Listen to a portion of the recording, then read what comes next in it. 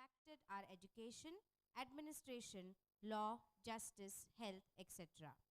A very good morning to all the dignitaries, staff and students. With great joy and immense exultation, I feel privileged to extend my warm welcome to all for today's CDE program on relevance of Indian knowledge system in contemporary dental practice. Prayer invokes the blessings of the Creator and lends a divine touch to an auspicious beginning. I would like to call upon Dr. Saqib to recite the prayer.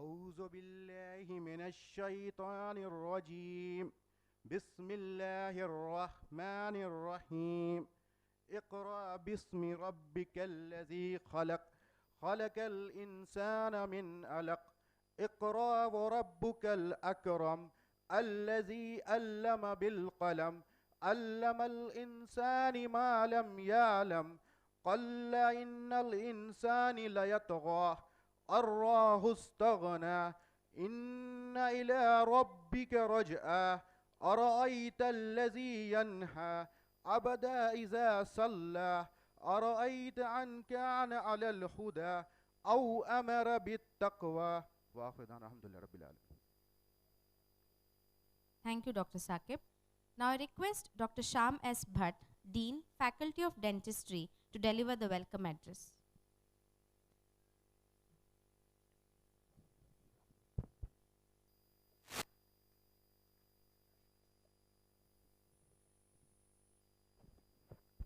Namaste and very good morning to all.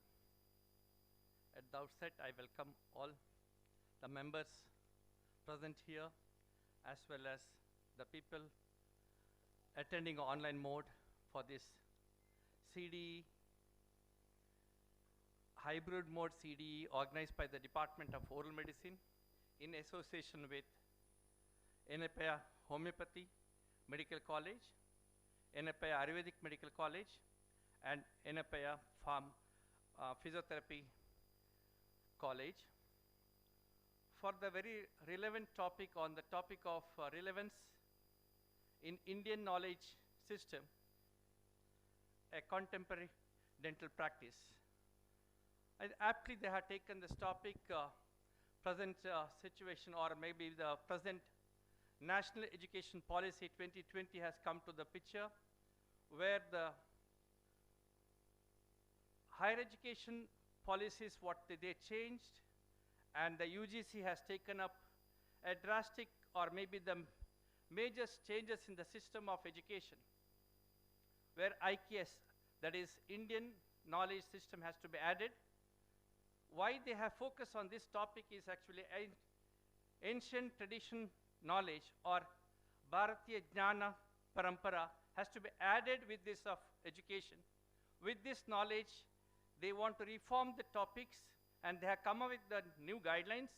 The people can check in the website. Now it's already in this thing. And right time, Dr. Prashant Shane and his team of oral medicine people has taken these topics to this level. The preliminary or maybe the starting step for this education system to change or incorporate it in our dental practice. For this,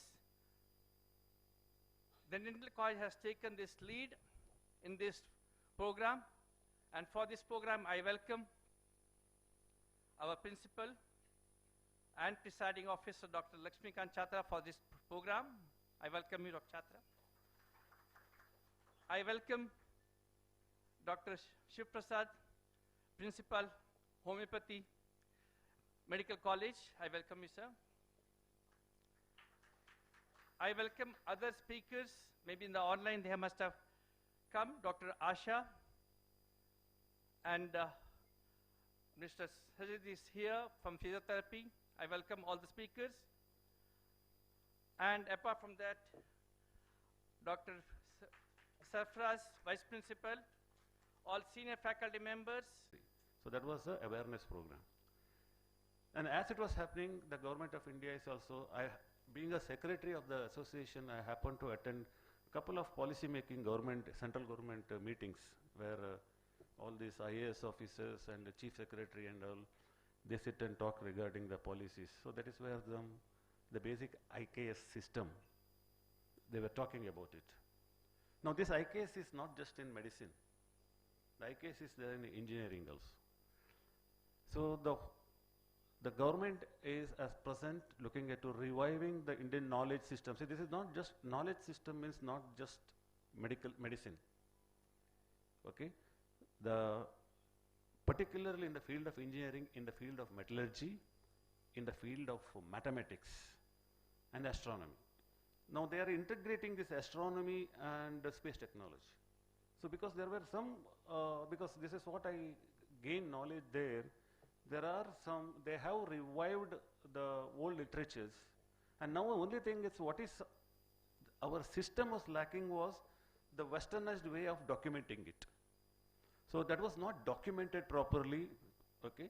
That is what now the government, through the UGC now, the UGC has mandated 5% of your curriculum should be on IKS, 5%. So exactly, I had my doubts. So homeopathy, is it exactly Indian? No. Yeah, okay. So it's a German. So but in the IKS system, though it is a German, it is much adapted here. So we thought, and again whenever I was as a secretary, I was traveling all around. Some innovations is happening in some of the universities. From Jammu Kashmir to Kanyakumari, I have seen it. Any college you go, any university as such, there is some kind of innovation. So why can't this at least on the IKS, so we can be a little bit of innovative. Particularly in the field of oral medicine, perio and perio. So I think this system is very much practiced in the other systems also. They have got remedies for all this. And physiotherapy as such. We have been using TENS, we have been using low-level ultrasound, so in a way which we are doing. So but we thought, let us hear from the experts. So that is where we wanted to integrate all this. And this particular program, it is not only on a lecture based, and it will be on the online, it will be a demo of physiotherapy also. And as on now, if I take it, around 32 colleges across India, they have joined across India. So this is because we wanted to make it as a CDE, and as usual, I just released this brochure into the one of our WhatsApp group. Then everybody requested that can we do it. So with the help of our technical team, we could do it. So I'm very happy. So again, I welcome all the people who have joined online. Okay. So hope you will be there throughout. Apart from the refreshments, you will enjoy everything. The people are online. Okay. Thank you. Thank you, sir. Now I request all the dignitaries to kindly come forward for lighting the lamp.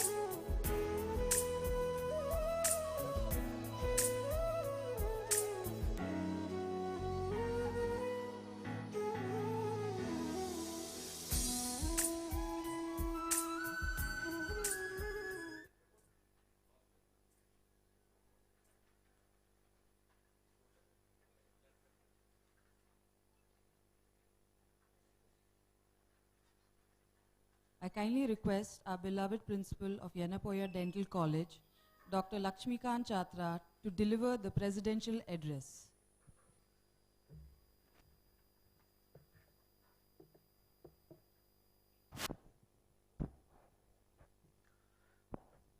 Good morning, ladies and gentlemen. Respected Dean, Dr. Shamias Bhatt, Principal of the Yenepoya Homeopathy Medical College, Dr. Shiv Prasad, Vice Principal of Yenepoya Dental College, Dr. Mohammad Sarfaraz, Dr. Mr. Sajad, and the Asha Marakta, Akshata, speakers of today's function, heads of the departments, senior faculty members, Dr. Harish, Dr. Shashi, Dr. Sanat, my faculty members, students, postgraduates, ladies and gentlemen. We are here today for the auspicious occasion of the continuing dental education program being organized by Oral Medicine and the Radiology Department. First of all, I should congratulate the department head, Dr. Prashant Shanai, and his team for organizing this particular function.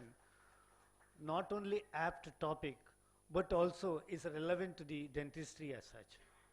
Both is coinciding together, since this Ayurvedic medicine have been used in dentistry, especially in oral medicine, for quite a long period of time now. 2014 onwards, we tried out almost all the medicine for the diseases like autoimmune disorders, or it may be because of habit-related disorders. Take it the turmeric, clove, and all these things, your medicines have been used for a long period of time. The efficacy of this medicine has been, research have been done on this, and efficacy have been proven without much of a side effect compared to the allopathic medicine. In this regard, this particular, the CDE is organized online, more than the 32 colleges as mentioned by the head of the department, that it is all over the India this particular program has been beamed, and they can able to watch and get the knowledge about this particular thing. I should congratulate once again the department. Not only the oral medicine department is conducting this program, this is in association with the Ayurvedic Medical College and Homeopathic Medical College and the Physiotherapy College. I should congratulate them and always welcome them for this particular program. Because of them, this particular program have been organized. Let us talk something about the Indian knowledge system. Indian knowledge system comprising of, as Prashant already mentioned a bit about it, it's Ayurveda, Yoga, Siddha. These are the three things which have been introduced by the Indian knowledge system, in which the disease is treated, not disease alone. Disease have been treated along with the curative of the disease, like a body, mind, and the soul. All the three things, spirit, otherwise you call it. All the three things taken into consideration. When you're looking at the allopathic medicine wherein they treat the disease, you have a malaria, treat malaria. What are the side effects arrived out of this malaria anti-malarial drug? It is not been treated. That means the disease is treated, but holistically not treated up. But all this Indian knowledge system wherein the holistically taken into consideration of a side effect of the medicine which has been prescribed to the as well. At the same time, the mind of the patient, the mental health of the patient also taken into consideration. So most of the things what will come after, I'm talking about the oral medicine as such, most of the autoimmune disorder is a stress related.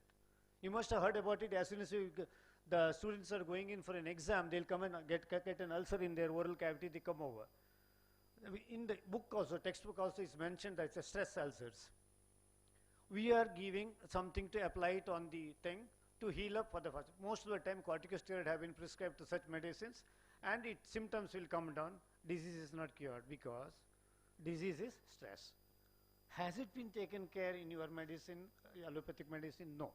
This is where the Indian knowledge system come into the picture, wherein they holistically treat the patient, not only the disease, even the body and the mind of the patient. Ultimately, patient should be able to generate or do the normal activity after the curing of the disease is over.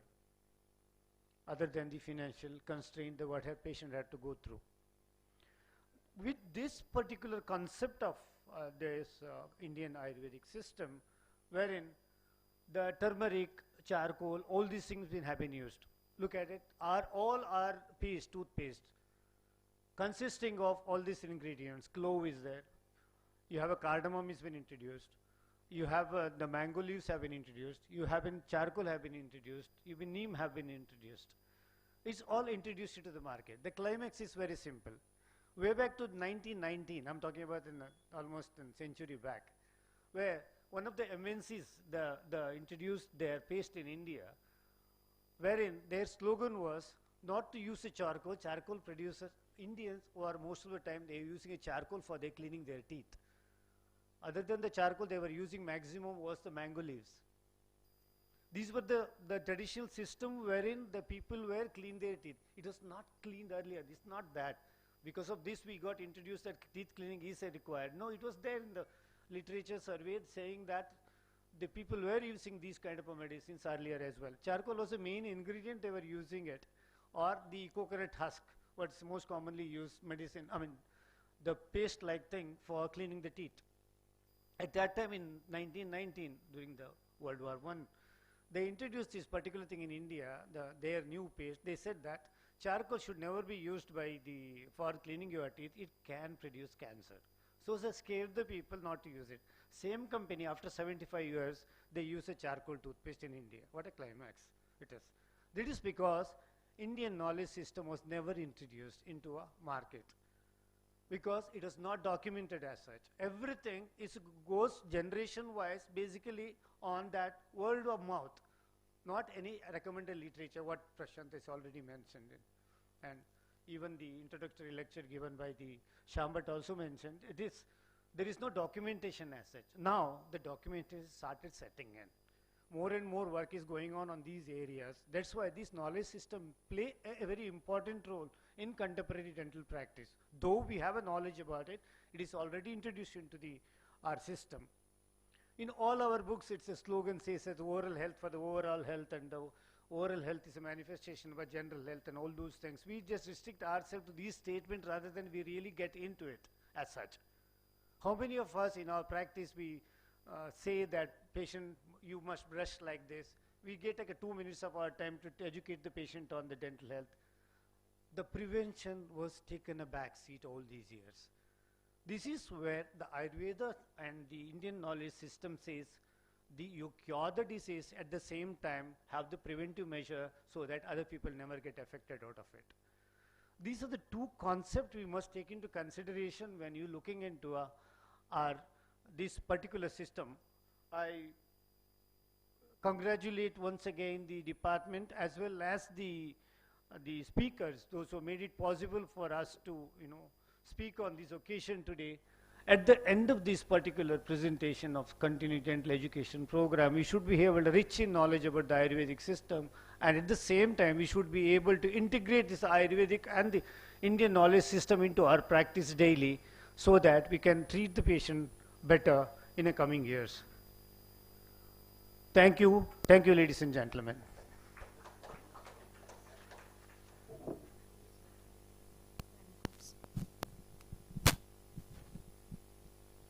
We appreciate the presence of Dr. Ravikiran Ongole, Professor, Oral Medicine and Radiology at MCOTS. Sir, we welcome you for today's programs.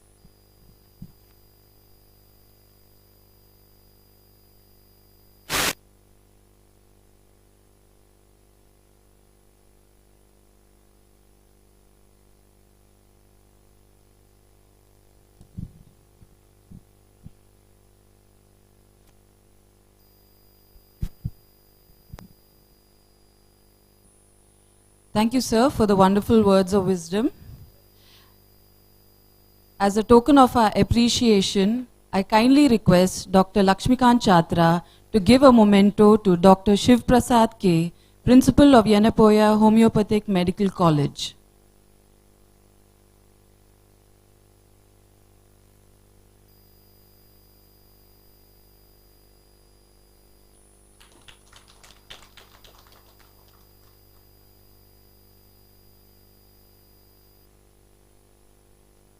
Thank you, sir.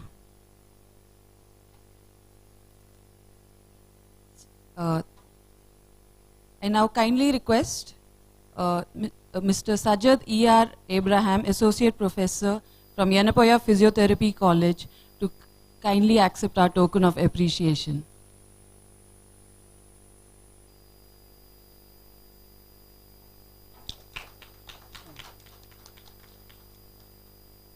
Thank you, sir.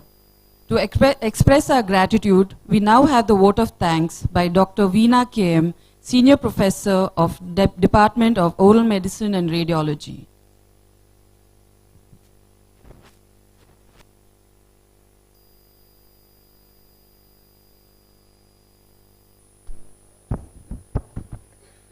Good morning, ladies and gentlemen. It's an honor to have been asked to offer a vote of thanks for this CDE program.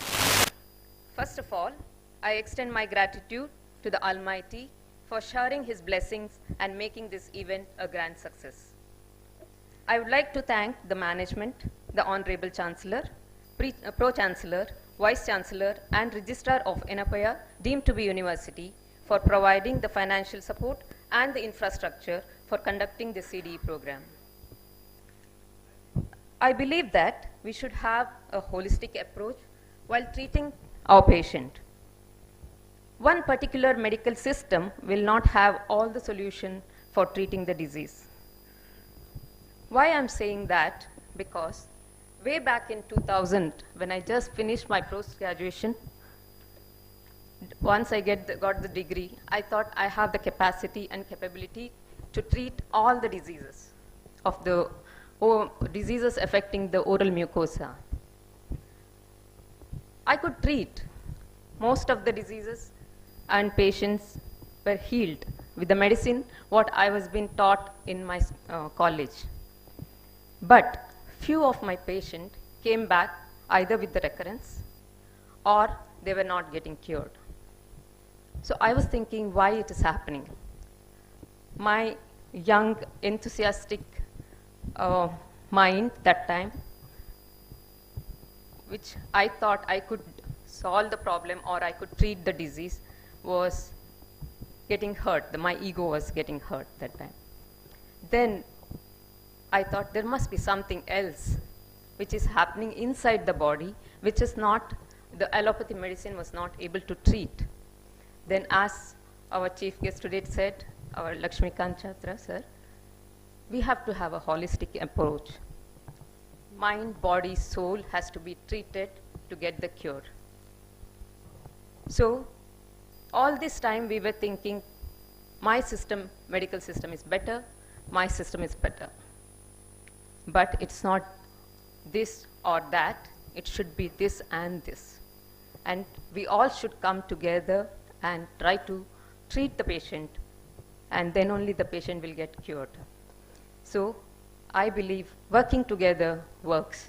So today, in this regard, our department has taken this baby step in bringing the people from all these specialities under one platform to share their knowledge with us today. I want to take a moment to extend our heartfelt thanks to each of our resource persons whose wisdom and knowledge will provide us with the invaluable learning experience today.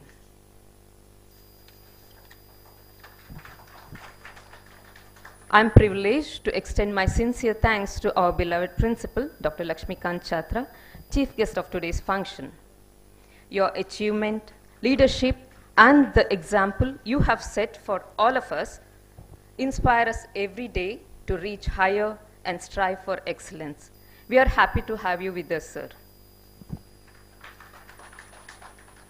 I would like to express my gratitude to Dr. Shyam S. Bhatt, Dean, Faculty of Dentistry, and also the coordinator of CDE program of Yenepoya Dental College, who always provide valuable suggestions which helped us in conducting this CDE program without any hurdles.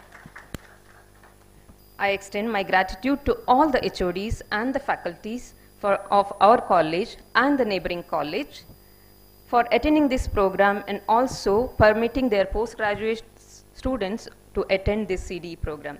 Thank you. Finally, I would like to thank all the delegates who are attending this CDE program from different parts of India in online mode, as well as people who made time to attend the program offline. I'm sure you'll be highly benefited from this program. To conclude, let us carry the knowledge and inspiration gained here further in our dental practice. I'm sure this will help us to provide better care for our patients. Once again, thank you all for your contribution to this program, and we look forward to the future opportunities to learn and grow together. Thank you one and all. Thank you, ma'am, for the warm words of gratitude. I kindly request everyone to rise for the national anthem. Janagana Mana Adinayaka Jaya He Bharat Bhagya Vidata Punjab Sindhu Gujarat Maratha Dravida Utkala Vanga Vindhya Himachala Yamuna Ganga Uchala Jala Vitaranga Tava Shubha Ane Jage Tava Shubha Shishamage Gaye Java Jaya Gata Janagana Mangala Dayak Jaya He Bharata Bhagya Vidata Jaya He Jaya He Jaya He Jaya Jaya Jaya Jaya He. That concludes our inaugural program for today. We will have a quick 20-minute break. Please do join us for refreshments and breakfast. Thank you.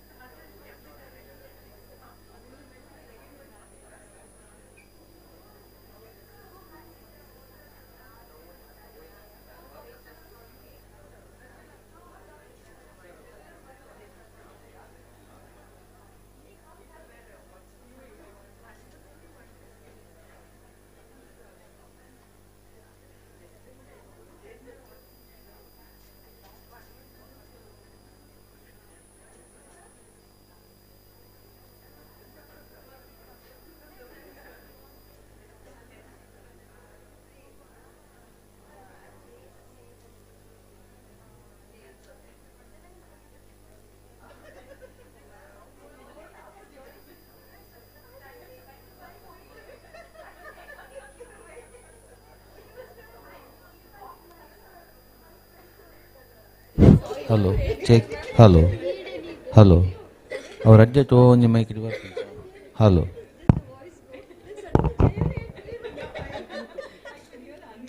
Hello, check. Hello. Hello, check. Hello, hello, hello. Hello, check.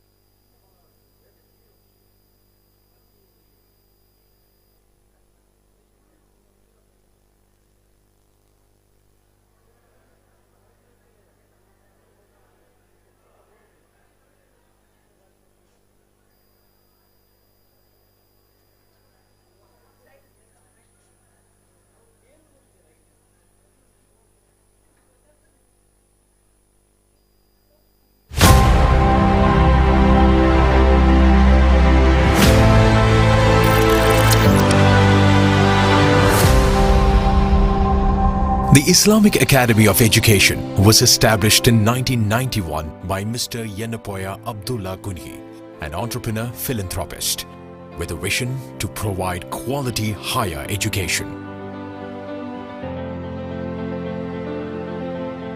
As a non-profit trust, the Academy established Yenepoya Dental College in 1992 and set up medical, nursing and physiotherapy colleges subsequently. Over the years, institutions developed by this trust have created a niche in healthcare education, not only in hinterland of Mangalore, but also across the globe. In recognition for this contribution to the education system, in the year 2008, the Ministry of Human Resource Development, on the recommendation of the University Grants Commission, conferred the deemed to be university status. Yenepoya University thus became the first unaided deemed university to be established in the Dakshina Kannada district of Karnataka. The university, following the accreditation in 2015 by the National Accreditation and Assessment Council with an A grade, has diversified its academic prowess and scope by establishing Yenepoya Pharmacy College and Research Center and Yenepoya Institute of Arts, Science, Commerce and Management in the year 2017, the Yenepoya Ayurveda Medical College and Hospital and the Yenepoya Homeopathy Medical College and Hospital in the year 2018, the Yenepoya Institute of Allied Health Sciences and the Yenepoya College of Naturopathy and Yogic Sciences in the year 2021. Yenepoya University has secured accolades by various national and international certification and accreditation agencies, the significant ones being consistent ranking within 100 by the NIRF for 3 consecutive years. ATL ranking of institutions on innovation achievements by the Ministry of Education on 2 occasions under self-finance or private institutions category as an endorsement for the innovation and entrepreneurship development efforts among students and faculty of the university. The university has also been ranked with 4-star grading in KSURF Young University category in 2019.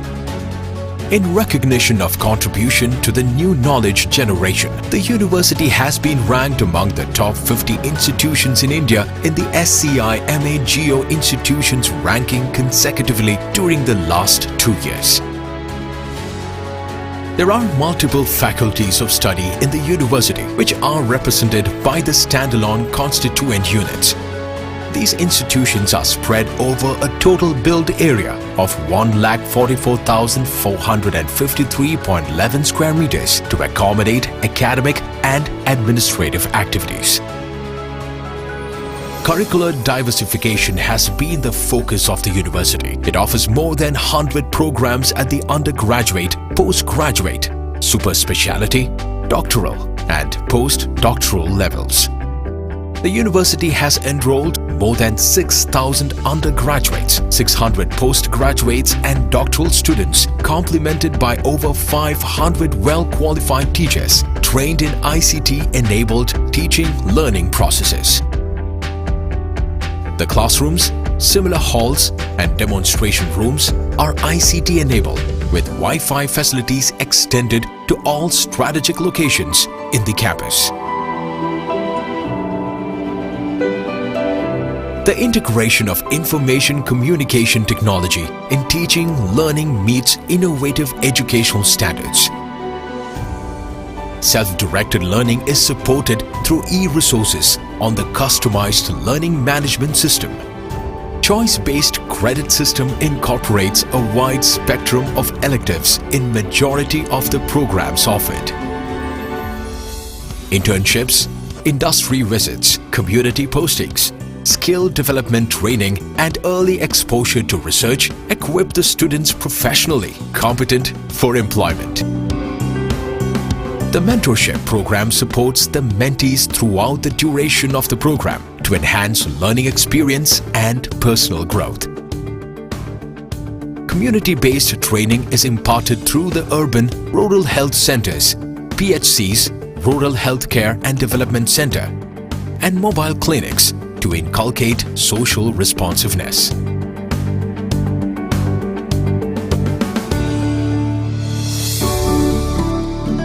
The university library caters to the learning needs of the students and faculty.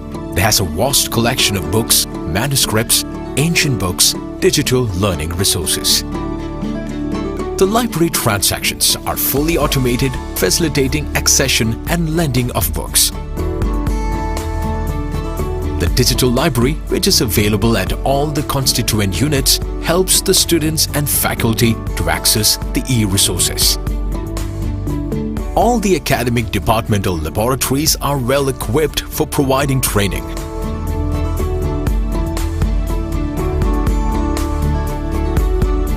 To enhance experiential learning and skill acquisition, the university has created Centers Advanced Surgical and Skill Enhancement Division (ASSEND) and a state-of-the-art advanced comprehensive clinical training and simulation center. These facilities are one of their kinds in the country and provide training support to the students and faculty from other institutions. The examination section is fully automated with an indigenously developed examination management system procedures involved in the pre-examination, examination and post-examination processes. This has enabled to bring in several technological reforms in the examination system, enabling speedy announcement of results. The university has been making constant and concerted efforts to actively engage in research. Research support facilities available in the university include state-of-the-art central research facility with modern equipment for conducting advanced research in emerging areas like microbiomes, cell signaling, nanoscience and microfluidics, stem cell and tissue engineering, systems biology and molecular medicine, omics technologies, bioinformatics and biostatistics supported by highly qualified manpower, funding, informatics tools, Animal House and Ethics Center. The Ethics Center has the unique distinction of imparting NIH USA funded postgraduate academic programs in research ethics. The Center for Nutritional Studies fosters nutrition-related activities in India. The policy and advocacy has led to government's initiative in launching a direct benefit transfer scheme for all TB patients to enable access to a better diet. This center has developed maternal nutrition advocacy, implementation, policy and planning in collaboration with Ministry of Health and Family Welfare, UNICEF, National Center for Excellence and Advanced Research on Diets, Yenepoya Technology Incubator, aimed towards identifying, fostering and mentoring innovators, entrepreneurs in the healthcare innovation process. Recognized by the BIRAC, Yenepoya Technology Foundation supports startups and more than 60 patents have been applied, published or awarded. The university has signed more than 150 MOUs with several national and international institutions of excellence for research, faculty and student exchanges. The 4 hospitals cater to the teaching and training activities of medical, dental, Ayurveda and Homeopathic disciplines. In addition, there are yoga, naturopathy and wellness centers provide treatment and training facilities. The Medical College Hospital is NABH accredited with 1,100 beds with the latest facilities for robotic surgery, organ transplantation, 3D MRI, modular operation theatres, ICUs, and emergency services. The diagnostic laboratory is NABL accredited, covering services of biochemistry, microbiology, pathology, and transfusion. The Allamalu Charitable Foundation, supported by Tata Trust in association with the Yenepoya University, is establishing a comprehensive cancer care center. Medical College Hospital provides free food, free and subsidized treatment to all the patients. The hospital has received several awards from government and non-government agencies for its outstanding contribution to public service and workplace safety measures. The university provides equal opportunities to all students, upholding the principles of equity. The observance of cultural fest, religious festivals, NSS activities, and disabled-friendly and barrier-free environment provide the opportunity for students from the diverse background to effortlessly blend with the campus life. The international student cell caters to the needs of overseas students to seamlessly adapt to the campus environment. The Student Council provides a platform to undertake various co- and extracurricular activities. The university provides scholarships, fee waivers, and fee concessions for financially weaker students and promotes gender equity. Career Guidance Cell prepares the students for entrance competitive recruitment examinations. The Placement Cell, in association with Alumni Association, organizes campus placement drives. Students participate in extension and outreach activities through camps, awareness programs, and have adopted several villages for comprehensive healthcare support. The university has created excellent sports and auditoria facilities to support the physical and recreational requirements of the students and faculty. Endurance Zone. The indoor auditorium has a multi-purpose hall, basketball court, shuttle badminton, volleyball, gymnasium, squash court, table tennis, and board games.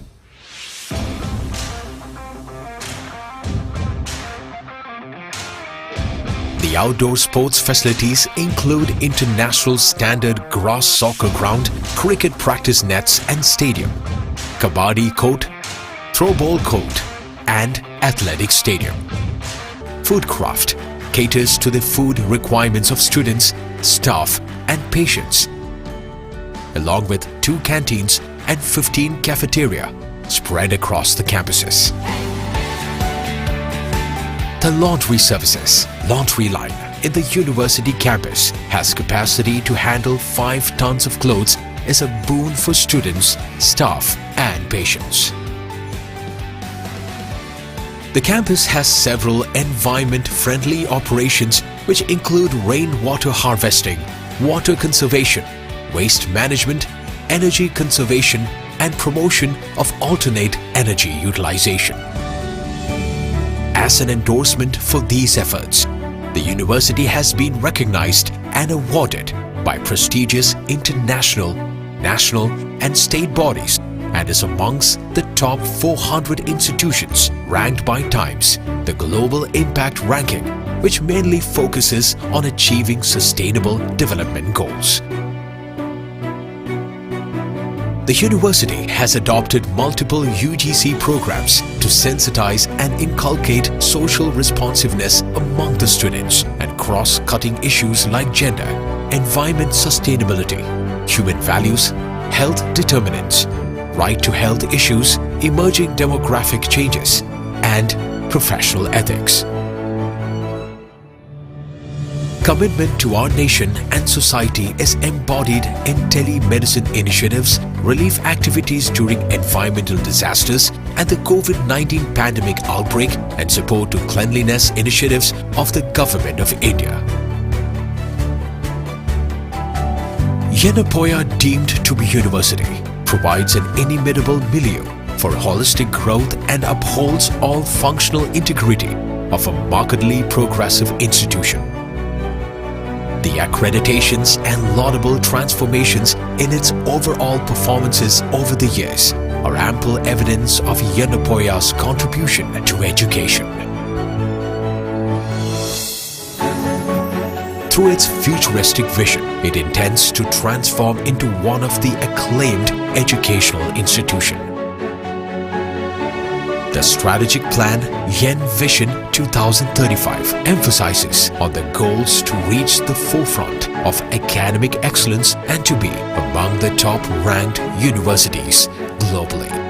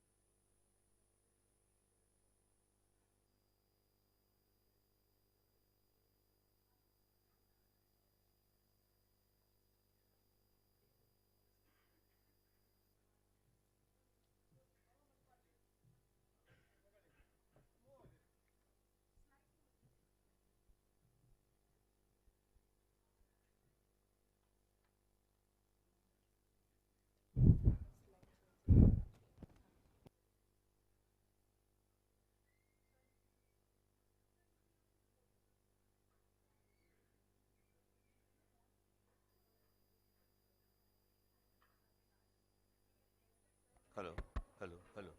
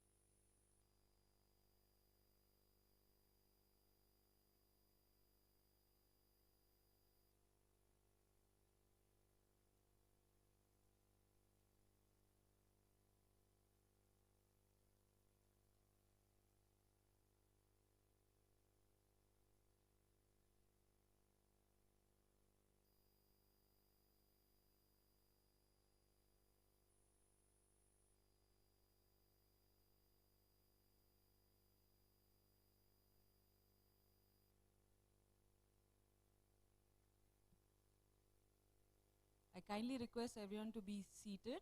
We'll be starting shortly.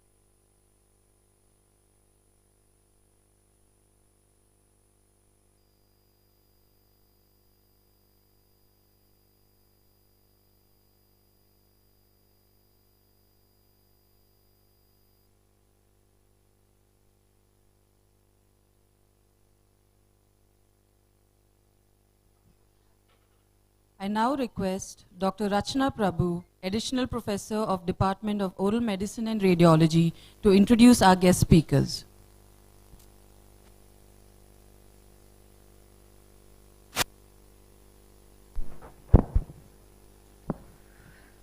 A very good morning, everyone. It is my distinct pleasure to introduce our esteemed speaker for today's CDE program. We are honored to have with us Dr. Shiv Prasad K, who serves as the Dean of Yenepoya Homeopathic College, and he is also a consultant homeopathic physician at Swati Homeopathic Clinic in Alke. Dr. Shiv Prasad sir brings with him a wealth of experience with nearly 32 years of teaching and clinical practice in the field of homeopathy.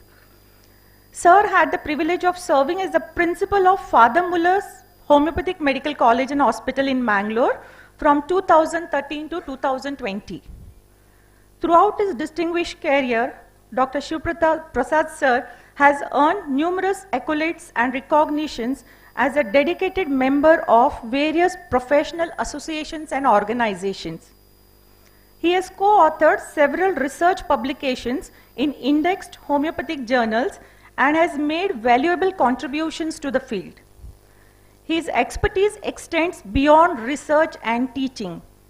He has also been actively engaged in sharing his knowledge on national and international platforms, presenting at conferences and delivering guest lectures at CME events conducted by Ayush. Dr. Shiv Prasad sir's contributions are not limited to the field of homeopathy alone. He has also been actively involved in social and community service. Sir has devoted almost 29 years of his life to serving in Rotary International. Among the many awards and honors he has received, some notable ones include the Medscape India National Award for Homeopathy Medical Service and the Homeopathy Acharya Award presented by Karnataka Homeopathic Association. Today, we are privileged to have Dr. Shiv Prasad K as our speaker for this event. We eagerly anticipate an enlightening and informative session ahead. So, dear delegates and students, please join me in extending a warm and enthusiastic welcome to our esteemed speaker, Dr. Shiv Prasad K. Over to you, sir.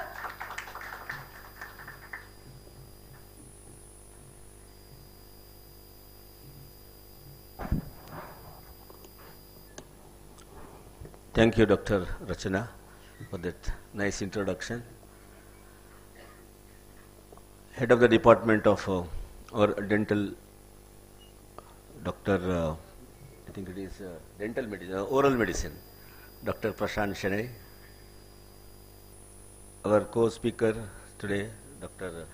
Sajad, members of the faculty, postgraduate students, interns, and the viewers on online platform.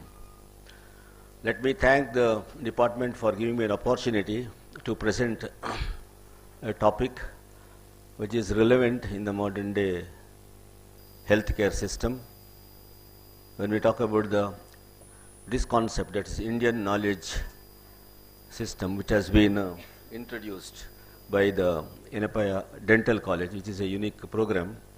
It may be national, it may be the requirement of the UGC or council, whatever it is, but implementing is something very important. Being head in various institutions, I know the difficulty of getting the things done with the departments, the management, and the college. In that respect, the Department of Oral Medicine, Yenepoya Dental College, has done a very good initiative, and this should be appreciated, and I wish everyone to give a big round of applause for the department. Now we come into this system of medicine. My topic today is mentioning about the role of homeopathy in pain and palliative care. We were hearing now in the morning during introduction also regarding the role of homeopathy in the Indian system of medicine.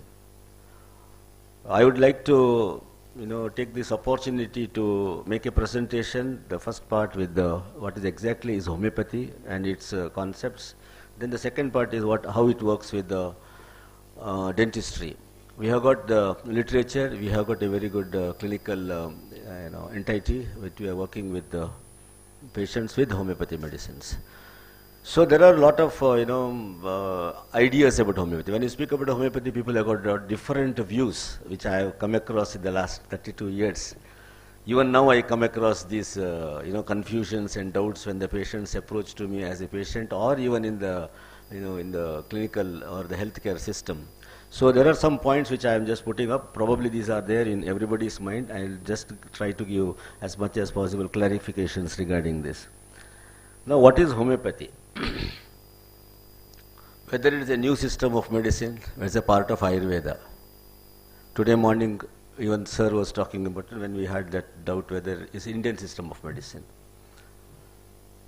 Further, introductions I'll give, but it is basically a German medicine. But many in India, they think that it is a part of Ayurveda.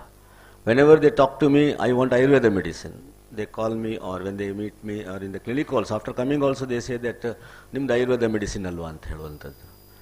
Now that is because it is in the system in India, it is put on the Department of Ministry of Ayush.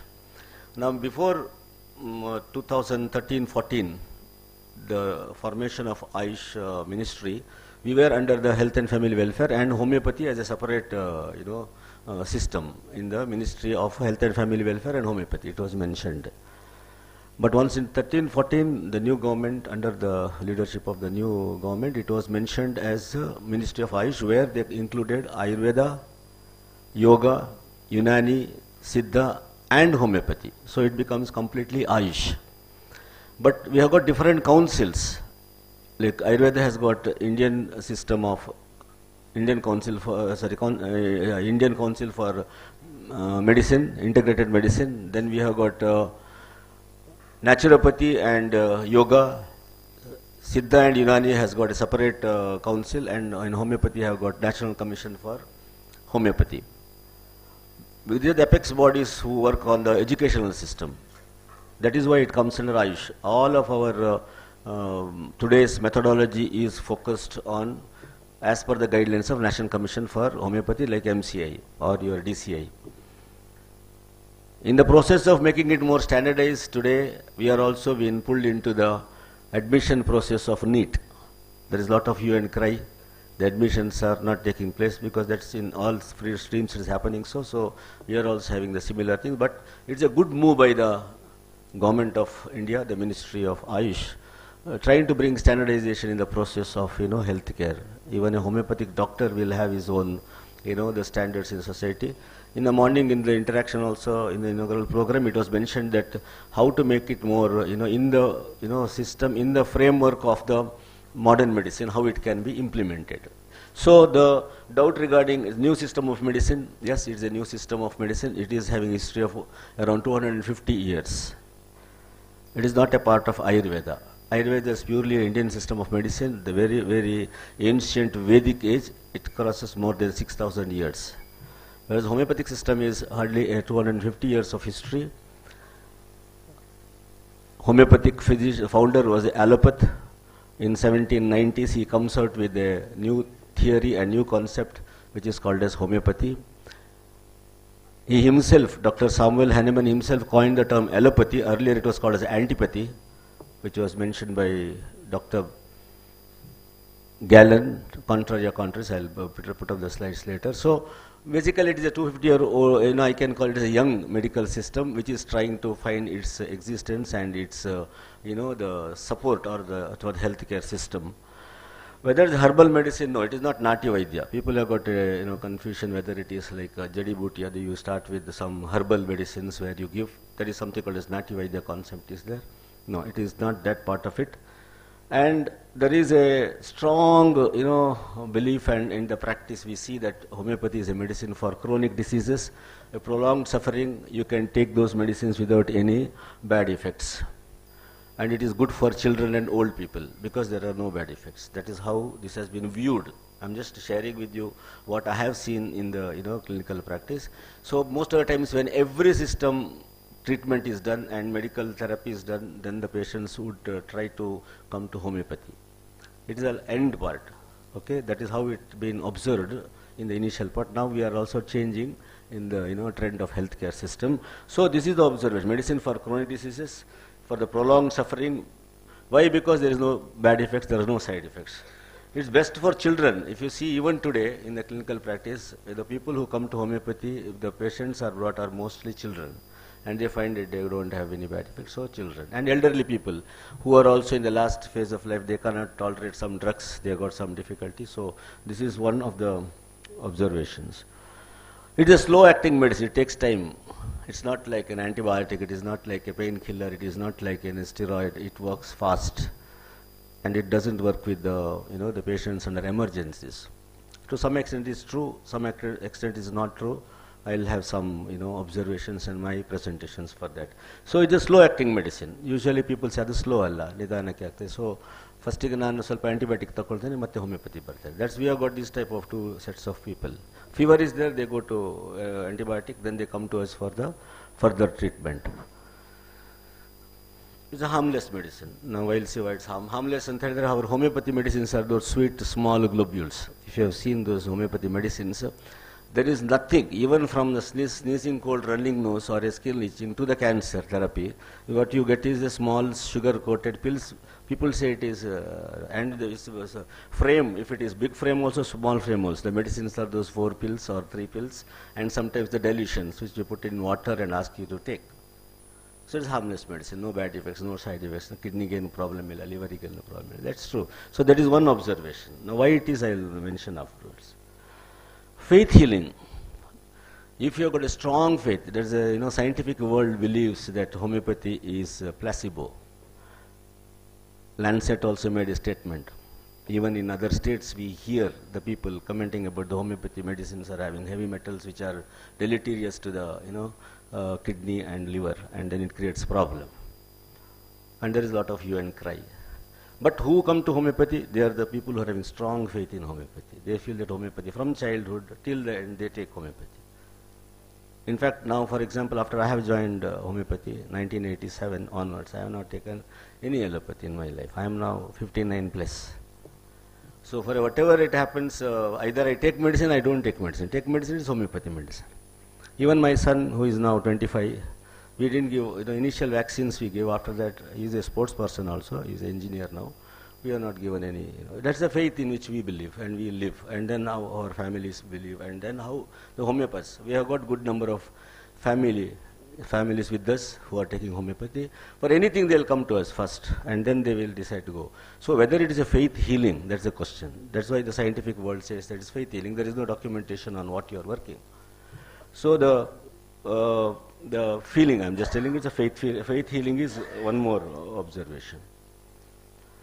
Whether it is a complementary system of medicine, now it is slowly, the trend is coming up now. For this I take allopathy, for this I take Ayurveda, for this I take homeopathy. We have got patients coming up with that type of concept. Now I want this medicine, and say for example, if you have got asthma, an acute asthma occurs, then they take inhalers or bronchodilators and some injections, and then they switch out homeopathy again and continue. And when an acute episode occurs, they go there for that.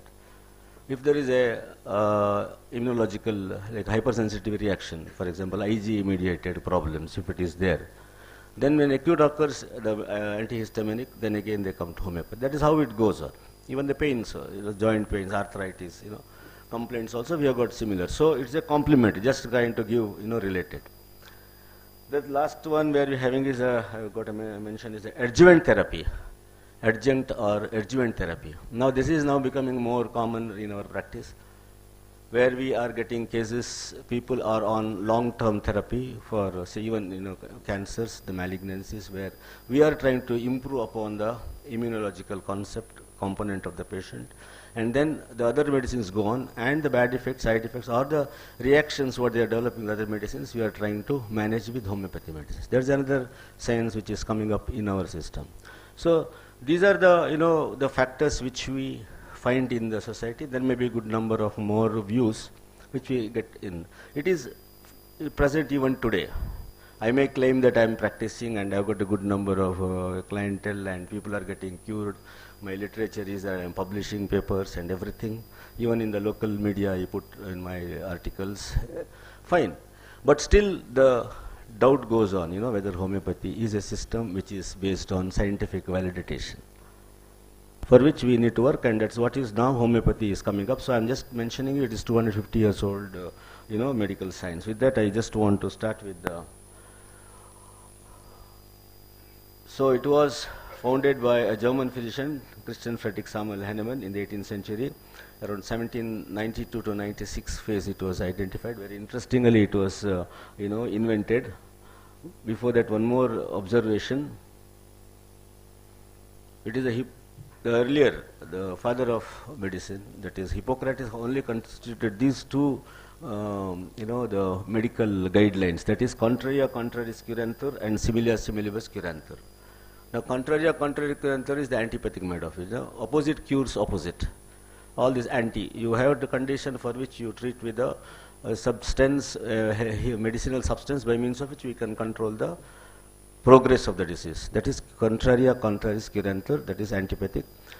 Hippocrates also forwarded this another idea, that is similia similibus. Similar cure similar, likes cure likes.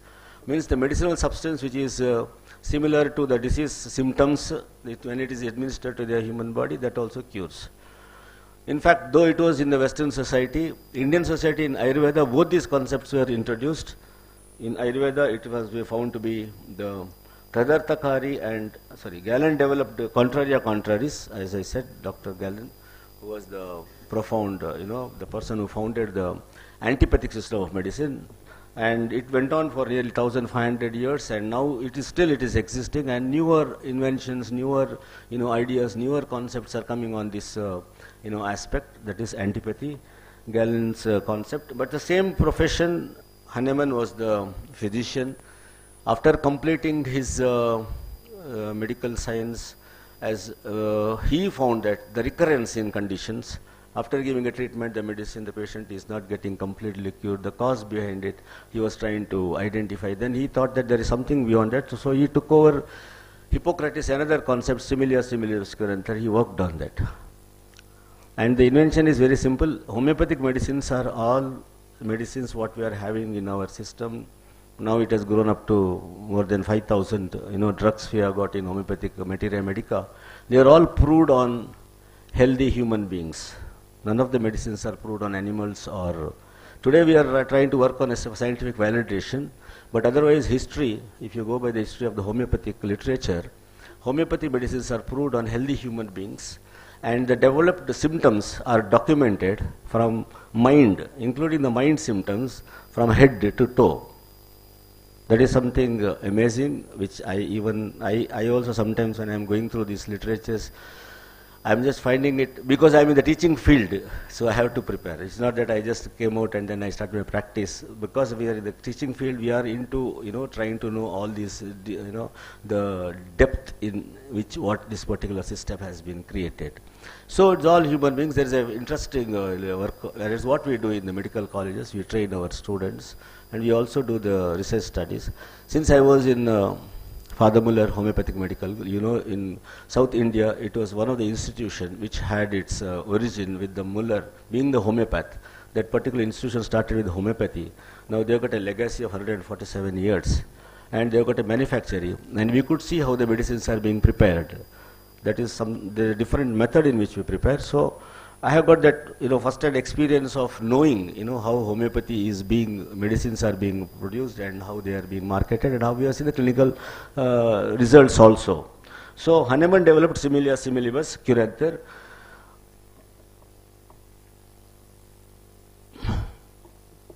Now, Hahnemann, because of the frustration, I'm just telling the history, don't get carried away by our statement. This is how we speak about when a system is being invented. Because his frustration over the method with which he learned, he could not get a good result. He started with translating the literatures from German to other languages. He was going through the literatures, and when he was going through the literatures, he found out in Cullen's Materia Medica the concept of cinchona bark treating malaria. That was there. That was their source of medicine also, cinchona treating malaria. That was a fact everybody knows. Now, accidentally he found that particular bark from which the decoction is prepared, the decoction, he took it to himself, on himself, because it is found that it produces malaria-like symptoms. So took it on himself, and he found that he developed malaria-like symptoms. It's not malaria, malaria-like symptoms. The chills, heat, okay, and the sweat stage. These three stages were pronounced. So on this particular ground only he started, working on this particular system. During his lifetime, he proved 99 drugs on himself and in these friends, and there is a criteria for it in which we prove the drugs. So homeopathy, even today, and probably forever, when homeopathy we practice, now when you talk about the oral medicine, when I am talking also, our prescriptions will be based on these guided principles, fundamental principles. We will not compromise with these principles as far as any disease condition is concerned. It may be a simple cold, even to any system related, or specialty, what we call it today specialty related, or even the advanced conditions where we go for palliation. So these are the 7 cardinal principles. That is the law of similars. Our medicines have to be selected on the basis of the similar symptoms, and they have to be prescribed. The second thing is the law of minimum dose. Whatever we give medicines, they should be of the minimum dose. They should not be having the higher dose where it will affect the other systems. Like we know that when we take medicines today, we see drugs when they are given, they have got impact on the liver and kidney. That's why we do serum creatinine and serum urea and LFTs regularly. We will also do nowadays, because today the world is asking for the that question of whether homeopathy medicine has side effects. So we are doing it, and we found that is not there because our doses are minimum. How it is, I will explain to you later. The law of minimum dose. The third one is law of simplex, that is single simple medicine. As homeopaths, we don't give the medicines at the adjuvant, corrigens and basis level. Our medicines are basically basis only. You know, in a medicine, there are three components. When you prescribe, there is a basic remedy, then there is a adjuvant remedy and a corrigens. When I give a medicine, suppose if you give an antibiotic, you have got a antacid and you have got also a supportive medicine. That is how it goes. You don't give one medicine in the antibiotic school. But when we give in homeopathy, considering the totality of the patient, considering the whole symptomatology, we try to give only one medicine. That is a classical way we practice homeopathy. That is law of simplex, single and simple medicine. Theory of vital force, which is slightly giving a tinge of the spiritual concept. We call it as we said, mind, body and soul.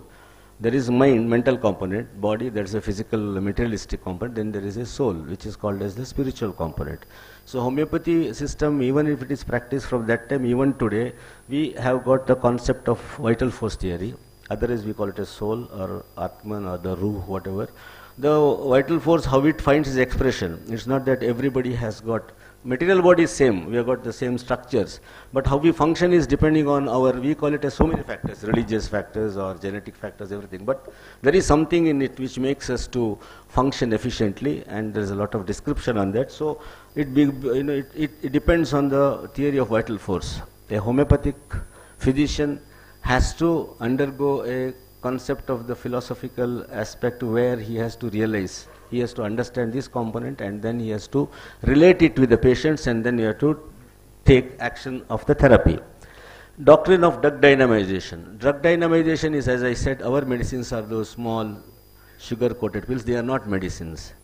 Sugar pills are not at all medicines. Our medicines are prepared in ultra-dilution methodology, that is called as trituration and succussions. You may be amazed, or it is a fact, that one portion of the substance is mixed with the 99 parts of the sugar of milk or alcohol. Then they are given successive succussions. Succussions means the strokes, 100 strokes or 100 rotations, where we get the first potency, we call it as. You may be knowing homeopathy medicines are having X, C, M, like that. We have got those nominations, denominations we call it as, centesimal scale, decimal scale, millisimal scale. So homeopathy medicine, the ultra dilution, the one portion of it has been dilated to 100 levels. So our first medicine itself will not be in the materialistic dose. It is said that it goes below the Avogadro's number. And today, with the advancement of science in the last few years, we are able to find the particles through nano. The nano science has given us a brick opening. When I was a student in 1985 to 1991, I found it very difficult because I am a BSc, 3 major subjects. I took homeopathy as a interest. I am just sharing this. It's not that I just went for it without any choice. When I was studying BSc, I was told about the inorganic components when there is electron, neutron, that component when it is working, and there is a system where this is having its impact. That's what my teachers told me. My chemistry professors and botany professors told me, physics professors. So I was just wondering something is there. So there was an institution, Muller's just started the course in 1985. I joined as a person wanting to know what it was. And then the things, because the factory itself we could see, it is diluted. Even if you take, our medicines are at all levels. Animal kingdom, mineral kingdom, plant kingdom. It's not at only plant kingdom, we have got from animal kingdom also. We have got medicines to the conditions where there is a lot of noise. Arsenic album, for example. Best example, arsenic album everybody knows through corona. During COVID phase, one of the medicine which was introduced by the Ayush ministry all over the world to be given as a preventive. Before the vaccine started, it was arsenic album of homeopathy. There was such a big market all over the world. We could not even supply from Father Muller's after getting to know about it, and everybody is wanting that medicine, and it was going like a hot cake during those days, anywhere in the world. And that particular medicine also made a big noise because arsenic album is considered to be a poison. And it has been used by many people too in different ways. But arsenic trioxide, when we talk about the source of it, and then when it is diluted, it doesn't get into the material load. It won't be found in any, under the compound microbe or whatever the pharmaceutical studies. But through the nanoparticle study, we could find there are ultra dilutions, and they, nanoparticles don't have bad effects on the system. Basically, they will be having more because they can penetrate that, the membranes and then get the action done. It's only the action. Their actions will be there. They will not impact on the structural, normal health tissues. That is what now IIT Mumbai, IIT Kharagpur, they are all now working on this. Now the technology has come into homeopathic system for this particular point. Drug dynamization. That is why whenever we give any medicine, now I said 5,000 drugs, it may be from plant kingdom, animal kingdom, or from the mineral kingdom. The medicines, when they are given, they will be in that dose which is preserved in the alcohol, they will be dropped. After I listen to your case, I take the case, I listen to your case, then I, as a physician, I put the drops of the medicine which I identify in your case, individualizing the case, and then I drop it in my clinic. There is nothing like packed medicines in homeopathy. Whatever we find today in the branded ones they are all patent drugs. Patent drugs are general, they have given, and out of 100 they have done some studies and they are marketing it. But that is not a genuine or a classical homeopathy. Whatever we are trying to work on the treatment of patients, we are working with this methodology. The drug dynamization, the physician is the fine. We don't have a separate pharmacist actually, because we identify, if I see this case has got component of this, then I have to use that potency from 6 to 1 m or 50 millismol. That depends on my acumen of understanding the case. So this is one thing which is undergoing lot of research studies now. One of the areas where my interest with Yenepoya was this, because Yenepoya has got a wonderful research center. I have done enough work in my clinical side, I have done enough work in academic or administration. Something which was in my mind when I moved out of Muller's was thinking about research component, which was highly available in Yenepoya. And then the COTS, which you might have heard of, the proteomics and the omics, what we have got center. Now those protein components, what are there in the RNA, and also our medicines, we are now trying to work, myself and my colleague doctor, my student also, Dr. Kurian, we have started with the project on this.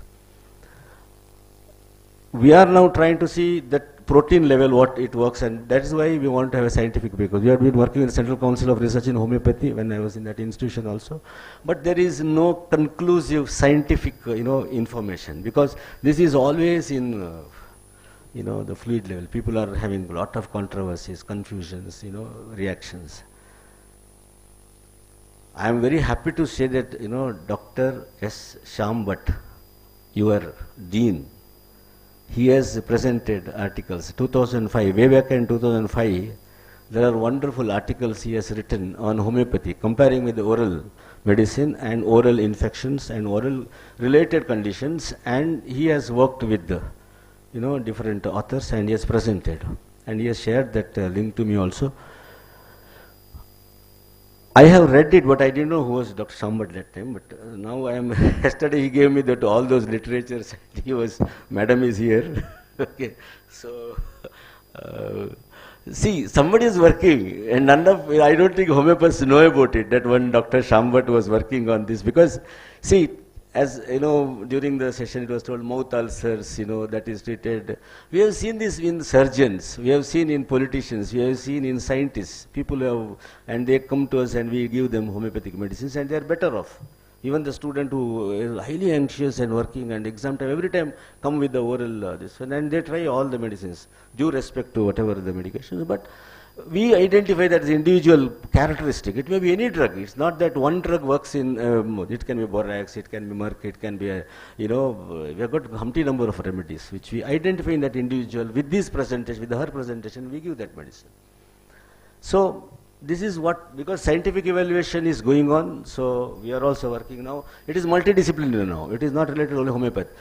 Unfortunately, we homeopaths, when they take up homeopathy, they take up for the sake of one course, then they start practicing and they got wonderful practice, then they forget about how to go about, making the system more effective in the scientific world. So that work is going on in drug dynamization. It is a trituration and succussions where we reduce the material quantity of the medicine and go to the ultra dilution level, only the functional activity. The scientific world, it was saying that hormesis, you might have known with the water molecule theory, hormesis, Earl Schu's law, There is one more condition where the maximum dose, it is a poison. When it goes to the minute dose, it becomes a medicine. You'll be surprised to know that we have got the snake poisons. We have got the potassium cyanide being used in our homeopathic system of medicine. When I speak in general public, people get scared. I'm just telling to the people who are in there. But they are all in that dilution doses which we work and we give. There are some healthy tissues also which we are using, and also disease products, sarcodes and nosodes, we tell that. You know, they are also used, they are potentized. Say a tubercular lesion, a thyroid lesion, any cancerous lesion is being produced as a medicine through this particular method, and we are using it more effectively.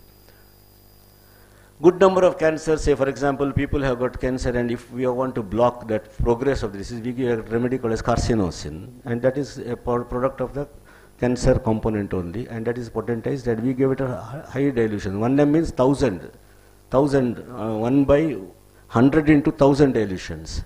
So you won't get it anything which acting on the body as a cancer, but it has got an effect. We have got the results.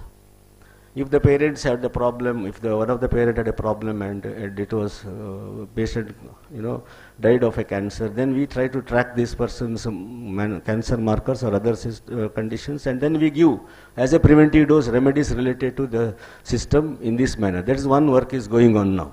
Okay, so dynamization theory. Doctrine of drug proving, as I said, drug proving is a concept which is unique to homeopathy. Our drugs are being, whatever drug is identified or recorded in the Mathematical, they are all proven healthy human beings. We have got the criteria of selecting a healthy human being, health status, the parameters are fixed. We do it with our students. We take it now as a sample for our training in the institutions.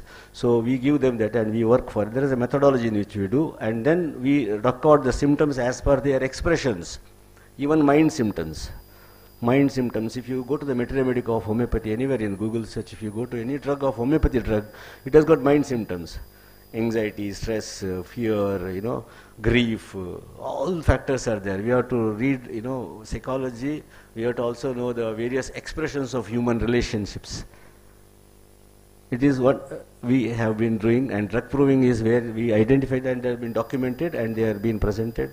And we have got different authors. We have got a lot of literature on this. The Mathematical department works with this. So one more area. The seventh one is the theory of chronic disease. As I said, no disease on the body is coming from the external agent. That is our philosophy.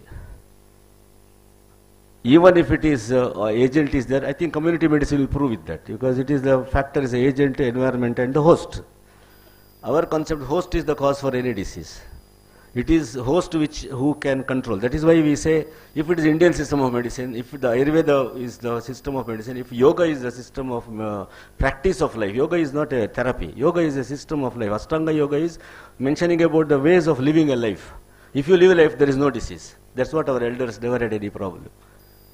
My father-in-law is there, 90-year-old. He is still very active. He even attends court, he attends, listens to the people, and he goes to serve everything. He is more active than me, because they have lived a life in that particular pattern. So what I am trying to say is that the life which they lived, so that says that host is most important. Say a simple example, if malaria, when you talk about malaria, Mangalore was once upon a time endemic. In my lifetime I saw, everybody was having malaria. But there are people who didn't have malaria also. Mosquito was there, infection was there, but they didn't, in the same house, other person did not get. So we relate it to their immunity. What is that immunity? For that matter, any disease. Like I have got a family history of diabetes, for example. Till now I am not diabetic. I have got a family history. My uncles, my parents, our own family, if I don't want to quote others. Even today, myself and my sister, she is a microbiologist. She is in Mumbai. Both of us are free. We are doing this HbA1c and morning insulin. Last week also, once in 6 months we get it done. No diabetes. I am eating, I am enjoying, I am having sugar, I am having athletic, I am into a marathon, I am into activities. I do yoga, but every day. I practice yoga and pranayama, and I do quite a number of kilometers of running every day. So it is life, it is our, in my busy schedule I will work for it. When I tell to some patients, they say that time illa. I am also busy, I am also having a lot of work, but still we have to respect our body, that is the first. Then we do anything else. First respect, because this is the body which is come to this earth. That is what vital force theory says. And that vital force, we want to keep it healthy. So as soon as it is active, morning till evening will be very active. 6 hours of sleep, 10 hours of sleep, 8 hours of sleep, many hours of sleep, that much of water, this much of sweet, this much of cholesterol, this much, nothing. It is what your body needs that you have to have. That's all.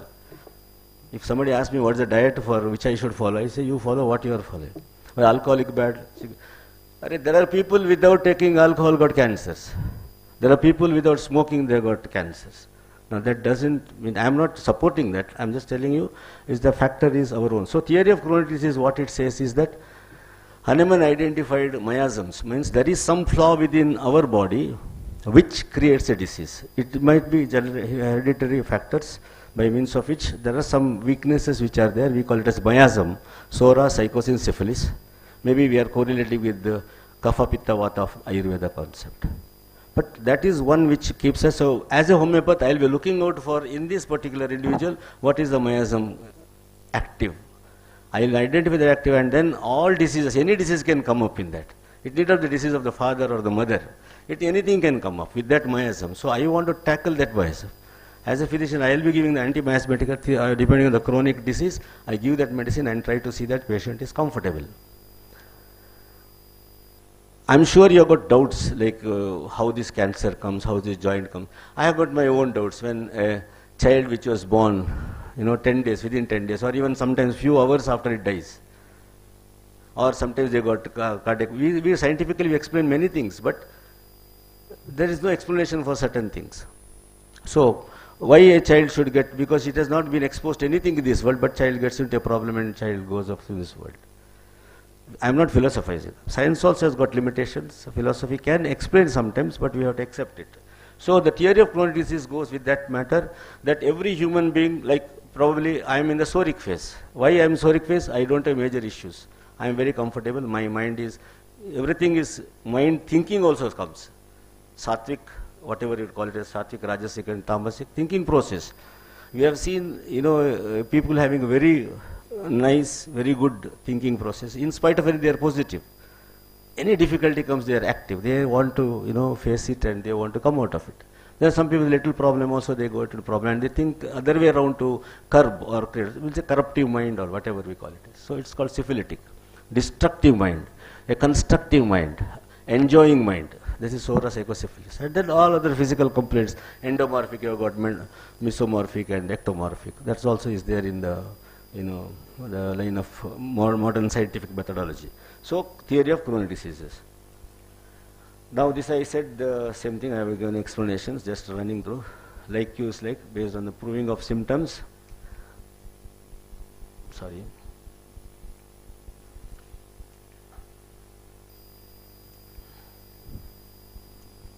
Minimum dose, we use it as a ultra dilutions without any aggravation. Lesser the quantity of the material dose, the aggravations are less. That's why we don't get any bad effects or side effects after taking homeopathic medicine. Sometimes people might have got an experience that after taking homeopathy, suddenly their conditions get aggravated. Why it is so? Suppose if the patient has come to us from the other school of medicine, anything like a strong drugs for 10 years, 20 years, then definitely when you withdraw it, they will have a reaction. That is not related to homeopathy. But the first hand case with a good response, we never get these aggravations. That's what we have experienced in good number of people who come to us. Today, lots of thyroid, lots of endocrinal, substitutions are done. And when you withdraw, it will have a problem. So that is not homeopathy aggravation. It is related to the body system which is used to a particular drug. So without any aggravation is our medicine. No side effects, adverse because of the minimum dose. Single medicine, I said homeopathy identifies one medicine. For your information, if you go through Sir's literature, I can just share with that one because that's more close to you. It is easily understandable by you people because it is your person who has written. You just go through the article. He has mentioned about one drug called as Silesia. Silesia is a common, the sand, what you find in the beaches. Any beach you find sand. Now that sand, silica, is the medicine in homeopathic system of medicine, which has got a wonderful action on all this, the bone structures related to the enamel and other, components, even to the bone. We have treated the patients with the even with the ulcers in the bones, osteomyelitis, a type of conditions, it can be treated, or non-healing ulcers, gangrenes, it can be treated, Silesia. You can go through that literature. Why I am saying, there's only one drug. We don't mix any drug. That particular drug, if it's identified, that's individual case, it will definitely get a good result. I am treating good number of post, the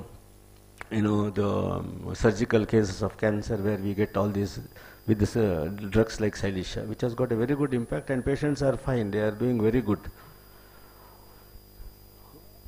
So our medicines are sugar of milk globules, powders and dilutions, easy to administer any circumstances in any age group through oral rubbing or inhalation. Just keep it under the tongue, because the buccal mucosa itself absorbs the medicines. The medicines need not have to go to the gut and then get absorbed. That is what is another component of homeopathy. It's through the nerve endings it gets absorbed. That is why we advise patients not to touch in the hand. Sometimes physicians tell, don't touch in the hand, just put it in the mouth, or drops we just put in the mouth, so that any, the impurities, they can be affected. So as much as possible minimize, and we advise you to take half an hour or 1 hour, or strong smelling things minimize when before taking homeopathy medicines, we still, because of this component. That is, they are all easily administratable. Anybody, even in the fever phase, you just put it in the mouth, it has got an action on the system, even if it doesn't. Even we do with the people who are not able to. We have got case in the ward where we put them in the mouth only. Though they are on oral feed, but that nasogastric tube, but still orally we can apply these medicines and we can get results. That is another component of it. Age group, children, they love it.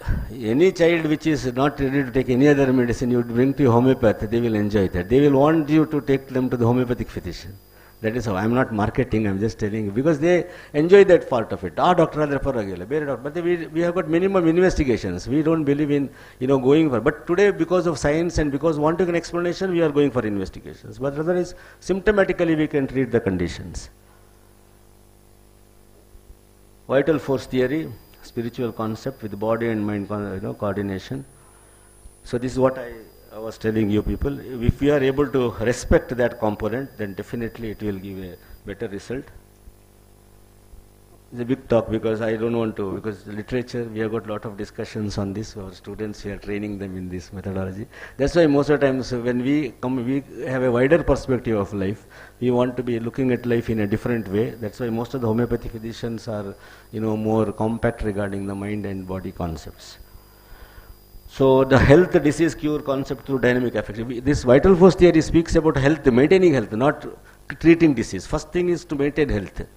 See that you are comfortable, and then if anything happens, you treat that vital force, the system gets cured. That is how it is said. Cause within and not external. Nothing is a cause from outside which can create a problem. It is your mind, it is your body. If you have got a mind, you can do it. If you have got a mind, you can relieve. That's what today the yoga methods like yoga and meditation is helping. We have got the Vivekananda, Center for Yogic and Natural Science in Bengaluru. They are working on cancer patients on yoga and meditations, and they have got wonderful results. Without medication, they are able to control.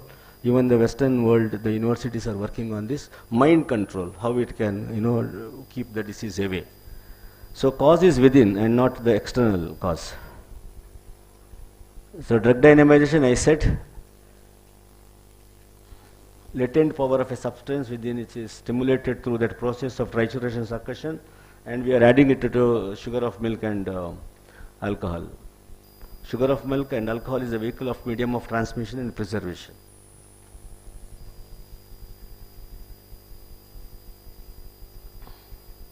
So action of medicine on healthy human beings, not on experimental animals. Today we are trying to see the action through the labs, whether medicine actions through their expressions of the animals and parameters on the heart, any system of the body. What our medicines are producing results on the heart or kidney or liver, we are working on now the medical scientific research.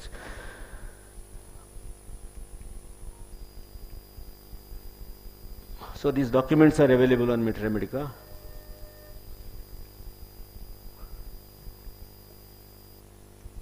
So theory of chronic disease, I mentioned about that, the miasmatic cause, and that is analyzed by family history, past history, detailed personal history, considering the mind symptoms. That's why homeopathy, when you go to homeopathy physician, they take a long time. The case taking goes, first sitting is actually, long, we take a lot of time, so that we want to understand the individual's mind and body expressions, and then we relate to the disease, and then we start identifying the medicine and go for the therapy. So the constitution of the individual is SS, psychosomatic. The constitution is mind and body, how they are related in his family environment, social environment, and the work environment. Today work has come as an important component of mind expressions and reactions. Earlier it was not so much, but today in every, even the child, small child has got a stress today of the school and its working pattern and lifestyle. So that also we want to assess with the family background, and then we treat.